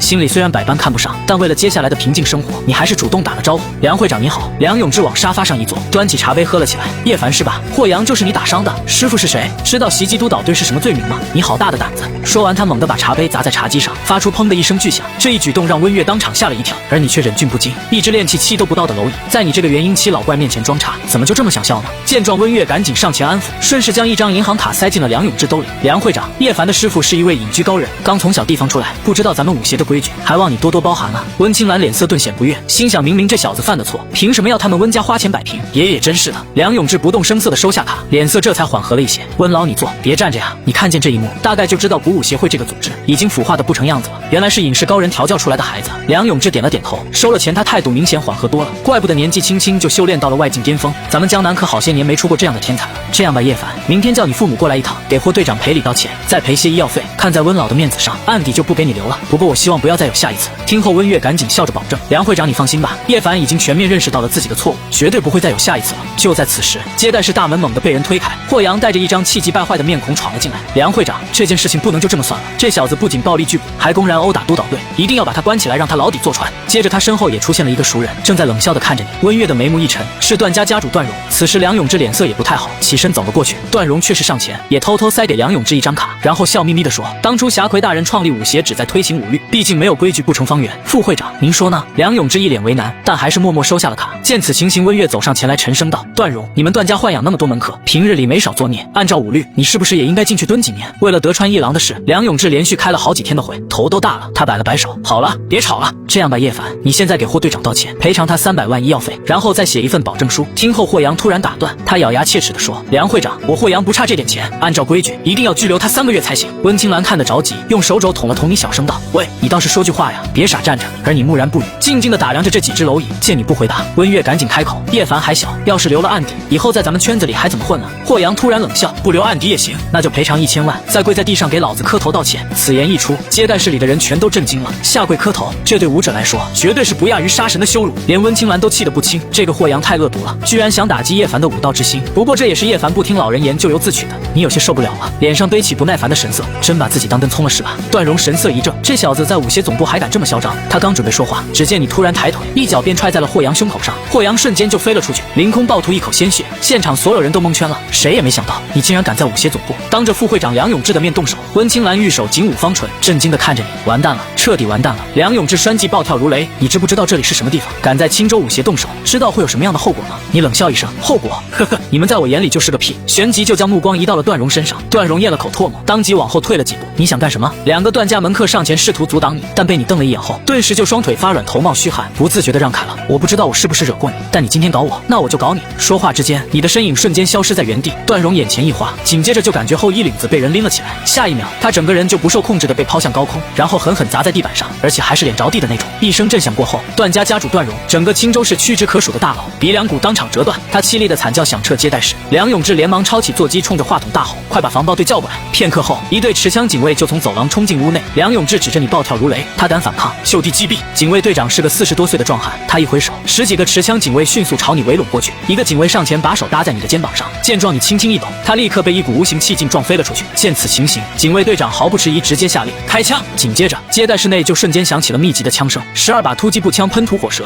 就在众人以为叶凡会被打成筛子的时候，不可思议的事情发生了。明明有15挺突击步枪正瞄准着自己，可你不但不害怕，反而有点想笑。只见你身化黑影，在枪林弹雨中穿梭起来，一梭子子弹打完，12个警卫还来不及换弹夹，便一个接着一个的飞了出去，当即撞碎窗户，从3楼摔到地面。你把掉落的突击步枪拧成麻花，随意扔在了地上。梁永志像见了鬼一样闪避子弹，内劲，你是内劲武者。眼看你向自己走来，梁永志立刻双腿发软，你想干什么？我可是青州舞协的副会长，你不能动我。一旁的温月赶紧跑过来求情，小友不要啊，你若是动了梁会长，就相当于和整个鼓舞协会开战，到时会有无穷无尽的麻烦。温青兰也帮着劝，对，爷爷说的对，叶凡你千万不要冲动。你脸不红心不跳的回道，你们不会真以为我会把这个傻叉组织放在眼里吧？老实讲，我是怕麻烦才选择过来的，没想到他们这么不识好歹。梁永志听得嘴角肌肉直抽搐，奶奶的，这小子到底什么来头？年纪轻轻修炼到内劲，还这么瞧不起鼓舞协会，难不成他来自5大望族？这时你用手拍了拍梁永志的脸，你们记住了，我根本不怕你们，再敢来烦老子，老子就把你们全给灭了，懂吗？懂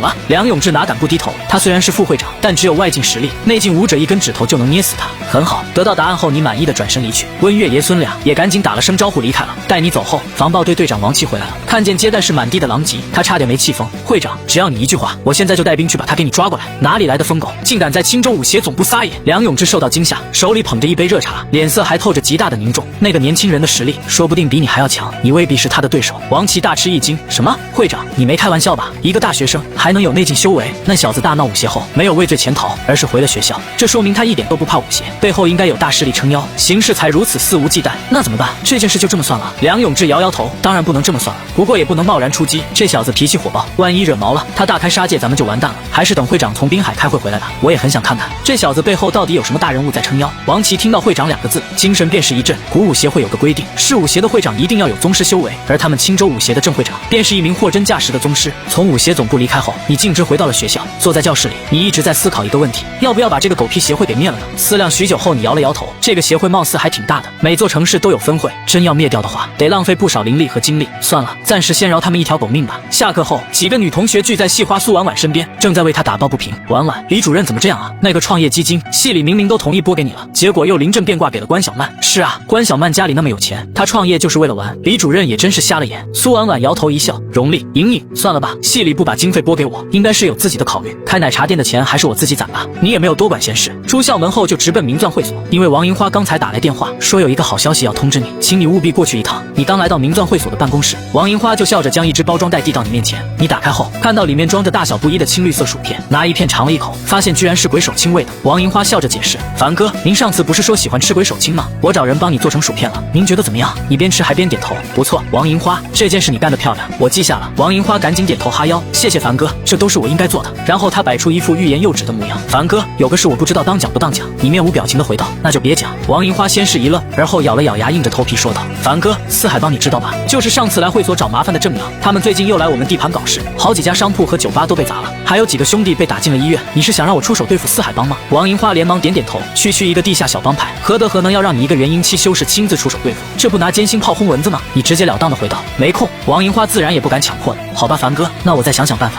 你话锋一转，不过嘛，看在这些独孤片的面子上，我可以给你一样东西。闻言，王银花目露惊喜。什么东西？你躺在沙发上边吃边说。一套功法。王银花愣了一下，功法？武功秘籍吗？你思索片刻，差不多吧。其实功法和武功还是有很大区别的，毕竟一个修仙，一个习武，不可同日而语。王银花并没有很激动，反而面露难色。我听说练武很苦的，冬练3-9，夏练3伏，而且还要从娃娃抓起，这能行吗？你微微一笑，放心，这套功法经过我的改良，资质再低的渔夫也能练，只需10天半个月就就能让他们的身体素质翻10倍。王银花震惊了，半个月身体素质翻这么多倍，开什么玩笑？这样吧，你把陈子豹和陈子郎叫进来，我先把上古强身术的口诀传授给他们。听后，王银花抱着怀疑的态度，就打电话把他俩叫了进来。陈家兄弟俩曾是白霄麾下的金牌打手，现在跟着王银花混了。接着，你便把上古强身术的基础篇传授给了陈家兄弟。这套断体功法是你在小南天界探索一座上古秘境所得，能让人在最短的时间内完成3重淬体晋升炼气期。而在与陈家兄弟的交谈中，你也得知了古武界的境界划分，分为外境、内境、化境大师、宗师境。前3者也就对应了修仙界的淬体1、2、3重，最高的宗师境就是炼气期了。听后你是哭笑不得。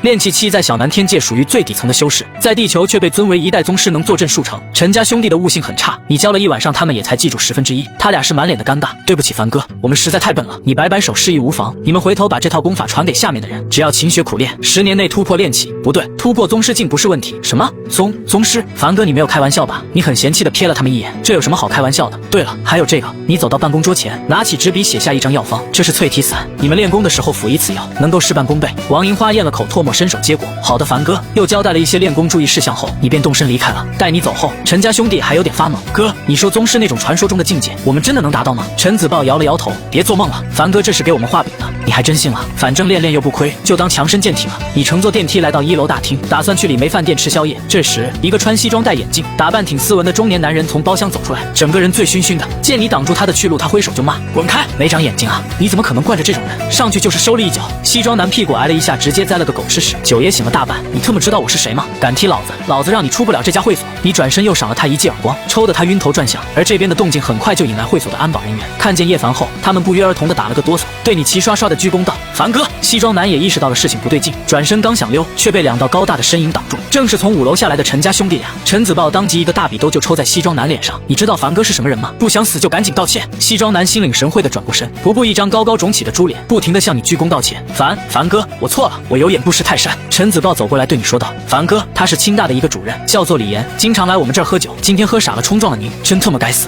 你压根没把这种刁人放在心上，可突然想起一件事便问道：“你知道苏婉婉吗？”李岩愣了一下，您说的是医学系临床2班的那个苏婉婉？容我斗胆问一句，凡哥您是清大的吗？我就是临床2班的。我听说你们本来打算批给苏婉婉的一笔创业基金，被另一个女生劫走了，您怎么知道？李岩当场大惊，但很快就反应过来，自己问的这句是废话。这样吧，把创业基金还给苏婉婉，我今晚就放你一马，怎么样？闻言，李岩面露难色。凡哥，关小曼家里关系挺硬，和蔡院长打了招呼的，我一个主任不太好操作呀。陈子郎脸色一沉，知道萧哥是怎么退位的吗？凡哥的手段，你根本想象不到。李岩心神一怔，白萧是青州西城区的地下大佬之一，最近传出退位给了一个女人，自己消失的无影无踪。有小道消息称，他惹了不该惹的人，难道就是眼前的这个青年？李岩咽了口唾沫。好的，凡哥，没有问题，包在我身上。深夜，段家私宅，段荣脸上缠着绷带，咬牙切齿地坐在沙发上，他自言自语道：“这个叶凡竟然是内境武者，这怎么可能？世界上怎么可能会有这么年轻的内境武者？”突然，管家推门进来，手里还捧着一台笔记本电脑。家主，悬赏被人接了。段荣目光一凛，露出了几分残忍。是谁接的？今天从事务协总部回来，他便让管家在地下网络发布了一条悬赏，赏金400万，要叶凡的人头。没想到这么快就有人接单了。管家报喜，是血刃酒馆的 B 级杀手。段荣盯着你的照片，眼中尽是杀机。好，我就不信重赏之下没勇夫。叶凡，我要不除你，我段荣誓不为人。而同一时间，远在樱花国一座开满樱花的山上，数十名强者正在开会。一个穿着和服、全身散发着恐怖气息的女子，席地跪坐，表情肃穆。她缓缓开口道：“德川先生的死，对我们晋国武士会是一个沉重的打击。无论凶手是谁，我们都要查到他，然后展开最恐怖的报复。”一位瞎眼老者皱眉道：“雪辉小姐，这样做是否欠缺考虑？据我所知，杀死德川先生的是有着华国守护神之称、一手创立古武协会的侠魁陈一山。德川先生一死，我们晋国武士会已然沦为2流组织，陈一山单枪匹马就能灭了我们。”此话一出，晋国武士会的诸多高层都点了点头，眉宇间流淌出不安和恐惧。名为雪慧的女子却是冷笑道：“真是一群胆小如鼠的家伙呀！区区一个侠魁就把你们吓成这样。侠魁再强，也不敢孤身踏足我们樱花国的国土，否则伊邪那岐、袁之公、伪名一族，还有内府的高手们是坐不住的。就算是侠魁，面对一群超级强者的围攻，也会死得很惨。德川先生的死已经震动了黑暗世界，如果不展开报复，万律会怎么看待我们晋国武士会？”数秒后，另一个身材窈窕的女人问道：“既然如此，雪慧小姐打算怎么报复呢？”我已经安排了2个人前往青州调查，相信很快就会有结果的。说完，雪慧的脸上露出一丝诡异的笑容，仿佛一切都尽在她的掌握。一只平平无奇的德牧犬，在吃了你喂给它的红色药丸后，下一秒竟化身成凶猛无比的灵兽。只因它吃的是你制作的低配版血丝丸，这是由18种猛兽的鲜血，再加上一些名贵的中药炼制而出，只需要10天半个月，就可以让黑龙的体质踏入炼气期。然而你做这些，只因先前发生的一件事情让你很不爽。昨天晚上你正在家里和姜糖、许淑妍联机打王者，突然门外传来外卖员的声音：“您好，外卖宅急送。”闻言，姜糖一愣：“怎么现在外卖能进来了？咱们小区不是不让吗？”你的眉头暗锁，因为你听出了对方语气中一丝淡淡的杀气。正好这局结束，你便起身微笑道：“我去拿吧，你们在这里等着。”你打开大门，看见一个穿着蓝色服装的外卖员正站在外面低着头。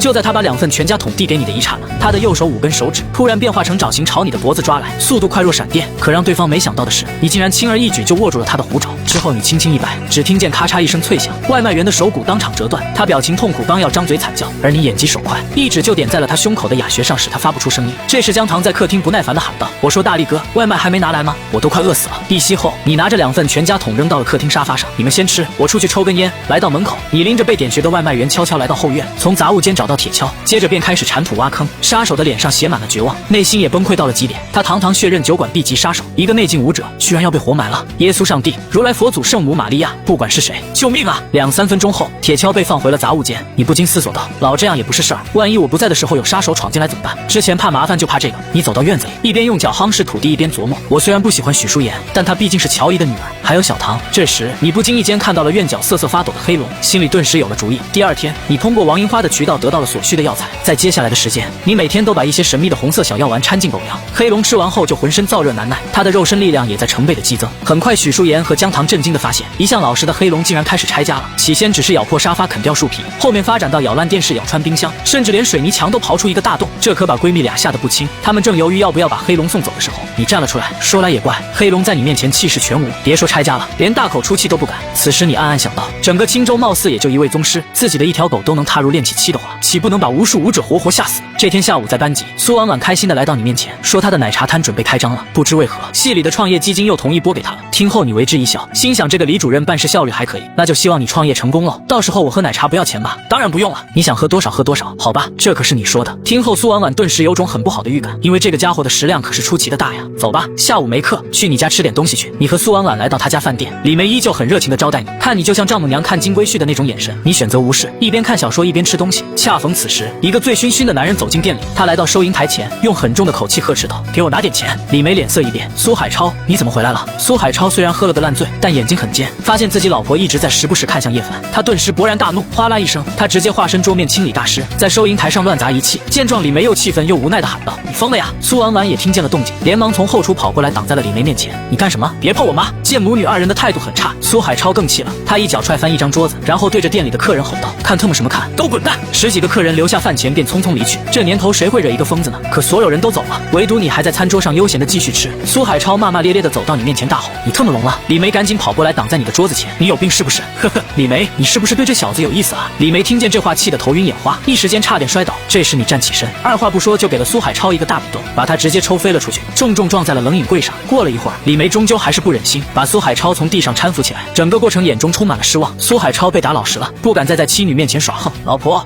你帮帮我吧，我发誓这是最后一次了。5万，老婆你再给我5万块，要债的就在外面。我今天要是拿不出钱，他们要砍我一只手了。李梅流着泪不停地摇头，那就砍吧，要是能让你戒赌，砍手我也认了。你在一旁感觉有些奇怪。白潇死后，王银花看在你的面子上，应该免了苏家的债款才对啊。就在这时，几个流里流气的混混走进小饭店，带头的是一个穿黑色皮衣、剃着飞机头的家伙。苏海超当即跑到他面前，不停地哀求：“细伟哥，你再宽限我1天，我老婆有钱的，我晚上和她聊聊，她一定会帮我给的。”飞机头一脚把苏海超踹开：“当我们四海帮开福利院的呀，宽限你多少天了？心里没点数？”这时细伟抬头瞥见了李梅母女俩，他话锋一转，笑眯眯地说：“要不这样，让你老婆或者女儿陪陪我，那我就再帮你宽限7天，怎么样？”闻言，苏海超像条狗一样从桌子底下爬出来，抱住了细伟的大腿：“求求你别动我妻女，除了这个我什么都答应。”你有些嫌吵，便开口道：“喂，我说你们能不能让我安安静静吃顿饭？”饭店顿时鸦雀无声，混混们看向你这个稚嫩的青年，一脸惊讶。片刻后，一个小弟回过神来，指着你大骂：“这里特么有你说话的份儿吗？赶紧滚蛋，不然弄死你！”你懒得动手，也怕自己没收住力又把店砸个稀巴烂，于是拨通了王银花的电话：“喂，带人来李梅饭店一趟，有几个不长眼的，帮我处理一下。”混混们一听顿时乐了：“小子挺能装啊！”细伟点上一支烟，似笑非笑的看着你：“混哪儿的？没听说过我四海帮细伟？”你并没有搭理他。细伟哥跟你说话呢，你聋了呀？一个小弟一副想要动手的样子，细伟笑着拦住他，让他摇人，我看他有多大本事。一个学生摇来的估计也都是学生吧，哈哈哈。明钻会所离李梅饭店不远，30多个持械混混在王银花的带领下很快就赶到了。陈子郎和陈子豹兄弟冲在最前面，一人拎着一把大刀，掀开门帘就冲了进来。四海帮的几个混混正坐在店里抽烟，看见这么一大帮凶神恶煞的人提刀进来，当场手里的烟都吓掉了3根。王银花带着一群小弟也随即赶到，他们都齐刷刷朝你鞠躬。凡哥，你摆了摆手说道：“把他们带到后面去处理吧。”听后，王银花立刻领命，带到后街去。细微几人很快被按走了，时不时的一声惨叫从后厨的方向传来，吓得苏海超连话都不敢说了。他咽了口唾沫，小声的问道：“老婆，他到底是谁啊？”他是婉婉的同学，叫叶凡。很快，细伟他们被废掉的消息就传到了四海帮老大的耳朵里，一个电话就能把水月帮的人都叫过来。我胡四海倒要看看这个人究竟是什么来头。老大，我说不然算了吧，水月帮的人咱们打不过呀。这才2个月，我们已经有10个兄弟住院了，每天医药费都好几万。二炮，这事儿还用你说吗？哎，我也纳闷了，水月帮的那帮废物怎么突然变得这么能打？不过是改了个名而已，战力就能提升吗？老大，那陈子豹和陈子郎兄弟之前一个人干翻了10几个，我怀疑水月帮的那群人都打了超级士兵血清，集体变成米国队长了。胡四海斜了他一眼，你漫威看多了吧？就在这时，二炮接到一个电话，脸色立刻变得惊喜起来。老大，水月帮的幕后大哥知道是谁了，我们花了10万收买了一个水月帮成员，他把那人资料发过来了。胡四海满怀希望的接过手机，可看了一眼后差点没气死。青州大学医学系临床2班，叶凡，二炮你特么是不是傻？花了10万还被人给耍了？二炮好像早有准备，他赶紧解释道：“老大，你先别生气，我刚才问了，郑阳之前被这小子打过，能确定就是他。这个大学生肯定不简单，要不我们先把他抓回来问问。”胡四海沉思了片刻，好，你走一趟，把这小子带回来，老子要亲自问他和王银花是什么关系。第2天是苏婉婉的奶茶摊开张的日子，由于这是学校扶持的项目，所以开在了校内商业街的路口。你准备过去捧捧场，可刚出校门，忽然有10几道身影从后面跟了上来，带头的正是四海帮的2把手二炮。他指着你的鼻子问道：“你就是叶凡？”你淡淡的问道：“想干嘛？”二炮咧嘴一笑：“我们老大请你过去喝酒，赏个脸吧。”叶凡同学，你直截了当的回道：“行，带路吧。”闻言，二炮一愣：“难道你都不问问我们老大是谁？”你有些不耐烦：“废特么什么话？到底走不走？”就这样，很快几台金杯面包车呼啸而过，带着你离开了学校。你在车上不慌不忙，甚至拿起了鬼手青薯片吃了起来。40多分钟后，你被一行人带到了魅力酒吧，这是四海帮的地盘。在你路过的某张卡座上，坐着一个富豪公子哥，他叫秦范，是滨海7少之一。2个月前被赵家大少从滨海派过来，寻找一个虚无缥缈的存在。秦范手里拿着一张纸，吐槽道：“他奶奶的，就给我一张素描，还不知道准不准，让我怎么找啊？这不海底捞针吗？赵孤楼可真有你的！”你被带到了一个至尊 VIP 包厢。胡四海看见你还挺客气的招呼道：“叶凡同学，来，请坐。”你大大咧咧的坐在沙发上，顺手把没吃完的薯片也放在了茶几上。说吧，找我有什么事？一路上过来渴了吧？来，先喝酒，喝完咱们再谈。你不耐烦的回了一句：“有屁快放！”这一句可把正要倒酒的女服务员吓得不轻。一旁的二炮正要发作，却被胡四海拦住了。他用2根手指轻轻把酒杯拨到你面前。凡哥，这么多小弟和妹妹在场，给个面子嘛。好啊，你抄起酒杯，直接把酒泼在了胡四海脸上。现场所有小弟全都勃然大怒，一副磨刀霍霍的样子看向你。胡四海抹了一把脸上的酒水，发出了大笑，哈哈哈！好，不愧是水月帮的幕后老大，有胆量。他看见茶几上有1包薯片，随手拿起1片就这么吃了起来。你顿时不淡定了，这特么可是自己珍贵的蘑菇片啊！不过见胡四海吃的这么香，你也没好意思阻止。胡四海边吃边说：“四海帮和水月帮每天这样斗来斗去，只会两败俱伤，让别的帮派趁虚而入。”你摇了摇头：“我并不是水月帮的老大，这是你们应该找王银花。别搞我了，凡哥。王银花区区一个小女人，何德何能管理这么大一个水月帮？我倒是有个提议，不如以后咱们2个帮派合并，我比你大就勉强当个大当家，你是2当家，怎么样？”一边说着这些，他还低头扫了一眼包装袋里的薯片，心想这什么牌子的薯片这么好吃？这股淡淡的药香简直让人欲罢不能。突然这时，一股剧痛从他的小腹处涌来，胡四海顿时戴上痛苦面具，捂着肚子，哼哼唧唧的斜靠在沙发上。二炮赶紧走过来问道：“老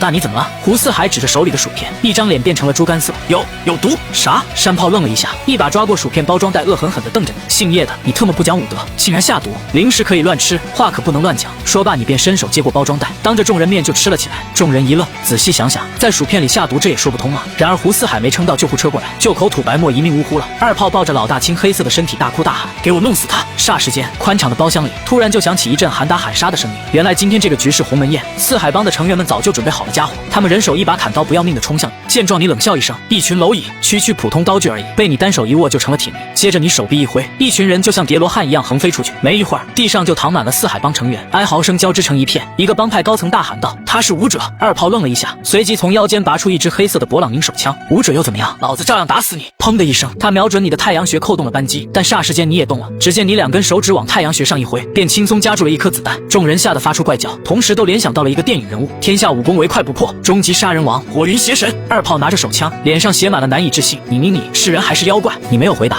而是屈指一弹，子弹便以原先2倍的速度射了回去，噗的一声轻响，直接打进了二炮的脑门。这时包厢大门被人从外面踹开，一群人鱼贯而入。看到王银花、陈家兄弟等人的脸后，你微微松了口气，幸好不是其他人，不然就要浪费灵力施展消除记忆的法术了。王银花风风火火地闯进来，看见满地狼藉，愣在当场。凡哥，你没事吧？这里没我的事了，你们处理一下，我先走了。说完你就潇洒地离去。王银花看见四海帮的1把手和2把手，马上让人过去查看情况。不一会儿，小弟颤抖的声音传来：“银花姐，他们俩人都没气了。”听后，王银花感觉大脑有点缺氧，一屁股坐在了沙发上。四海海帮就这样没了。自此，在这个普普通通的夜晚，西城区的大帮派之一四海帮被人给灭了，水月帮则秘密接手了四海帮的产业。第二天，王银花激动地给你打来电话，凡哥，西城区现在一半都是我们的地盘了，今天接手了很多店面，以后每个月光靠收点钱就有好几百万的收入。你淡淡回道，行了，有了新地盘就好好做点正当生意，不要欺负普通人了，保护费什么的就不要去收了。好的，凡哥，都听你的。你忽然想起一个事儿，于是问道，你这边有1亿5千万吗？1亿5千万，凡哥你要这么多钱干什么？王银花的话刚脱口，便意识到了不妥，对不起凡哥，是我多嘴了，这么多钱的话，至少也要攒个1、2年时间。听见这话，你多少有些失望。至于为什么要这么多钱，自然是有你的用处，但你怕他们去瞎搞，还是说道，算了，近期多生产一点独孤片吧，我不够吃，还有那个兽血也快用完了。王银花用双手捧着话筒，不停地点头。好的，凡哥，知道了。下课后，苏婉婉从桌上捧起一杯新品奶茶，打算让你先尝尝味道。一个扎着高马尾的冷傲女生忽然从她面前经过，苏婉婉愣了一下，心想这个学姐好强的气场。在许多学生惊艳的目光中，温清兰径直走到你面前，你斜了她一眼，问道：“又干嘛？”温清兰看着你，内心有一种强烈的不真实感。就这个看起来普普通通的大学生，3个月前大闹青州舞协总部，却没有得到任何惩罚，听起来就像是一个魔幻故事。你站起身，摆了摆手，没事的话我就走了。温清兰赶紧开口：“有事，下周爷爷80大寿，想请你去洲际酒店做客，不用带礼物，人到就行。有好吃的吗？有好吃的我就去。当然有了。那行吧。”说完你就转身走了。路过苏婉婉身边，你拿过那杯新品奶茶，插上吸管喝了一口，夸赞道：“蓝莓味儿，还挺好喝的。”一路来到校门口，乔静的奥迪8正停在路边，你拉开车门坐进副驾驶，汽车后排，许淑妍和姜糖正在聊天，看见你上车，姜糖热情地打起了招呼，许淑妍却是把精致脸蛋扭过去摆起了脸色。乔静边开车边说道：“小凡，今天去乔姨家吃饭，你还没去过呢吧？”你点了点头，是啊，玫瑰园别墅只是徐景山为了女儿上学方便购置的，夫妻俩平时不住在这儿，他们有自己的公寓。乔静笑着问：“想吃什么？”乔姨让保姆去准备。你毫不客气报起了菜名：澳龙和牛帝王蟹、鲍鱼海胆佛跳墙。车内顿时一阵沉默，不一会儿，汽车兜兜转转就来到市中心的武林公馆。武林公馆是全青州最豪的公寓住宅之一，左临西子湖，右靠大运河，最小的户型也能卖到5、6千万。而徐景山和乔静住的是一套500平的大平层，装修没有想象中的奢华，反而透着一股浓浓的生活味道。在餐桌上，徐景山笑着说：“下周是温老爷子80大寿，他包下桃花源酒店，宴请了全青州的名门望族。”你忽然插嘴：“许叔叔，你说的那个温老爷子是不是叫温月呀？”闻言，许淑妍当即怼起你来：“你又不去，瞎打听什么？谁说我不去？你去个屁！”好了好了，吃饭吧。徐景山无奈地打断了这对冤家。下午没课，吃完饭后，许淑妍和姜糖决定去逛青州大厦。姜糖本来想拉叶凡一起，让你当个人肉苦力，却被你无情拒绝。